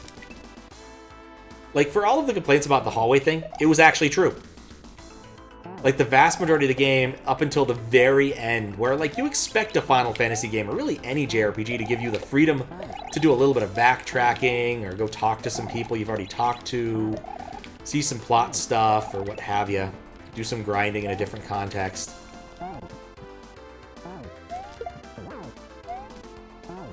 I got lucky there. Nope, didn't get lucky there. 7 after when that's with the techie stuff for a while, and 16 it's almost full medieval with some techie stuff for good measure. Like always. 16's one with the one combo. Huh. I mean, I think the problem with like 13 for me was that basically every combat boiled down to just... It boiled down to the guard breaking stuff.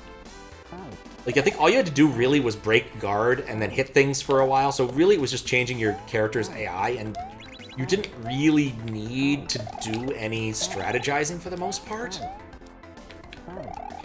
Beyond changing the AI from, like, your one shield dude and your magic break person to full-on attack everything forever mode. I think... Please don't kill me. Oh well. That worked. Of all 13 games, but got them knowing they're apparently not good, so you're excited to make your own opinion. I recommend doing that. Draw your own conclusions. Don't trust the internet. Chicanery Beginner Edition by Buflen. We made it. Based upon the RHR 411 base ROM by Ampersand, check the RHR credits, and Super Mario World by Nintendo. And thank you for the GGs. How long did that take? About 2 hours. That's not bad. Level design by Buflen. Overworld by Nirv.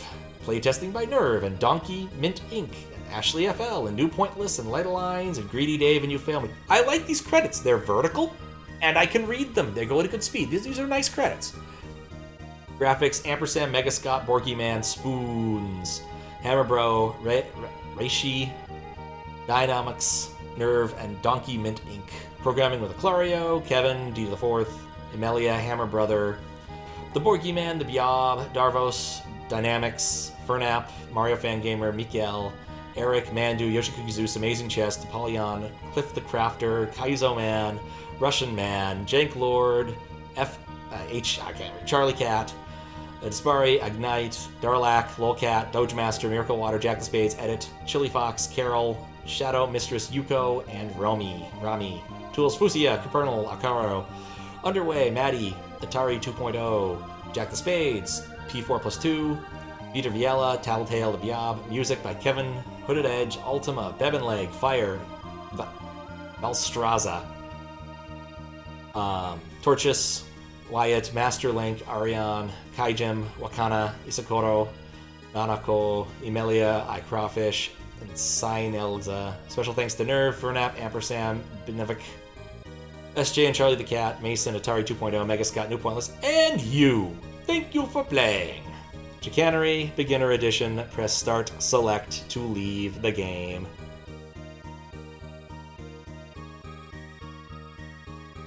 The base ROM was so bad before it ever came around. I wouldn't surprise me. The KLDC base ROM started on was so broken. Read the credits more than any other streamer. Interesting. I mean, I think when you should always appreciate when people have made something, all the people who contributed to it. I fully admit, I think credits for an awful lot of things are too long these days. Like, if I were to play a modern game that wasn't an indie game, let's say Kingdom Hearts 3 or something, the credits are like 15 minutes long. They include everybody, including people who, like, basically marketed it in, like, I don't know, Malaysia. All sorts of weird things like that. And so there's just a million credits. Every tool has to have its credits, and every single extra thing has to have its credits, and the other unit has to have the credits. And for modern things, it's too much. But for SMW, it's not that long. I like it. Stream in your head, you mostly know the names.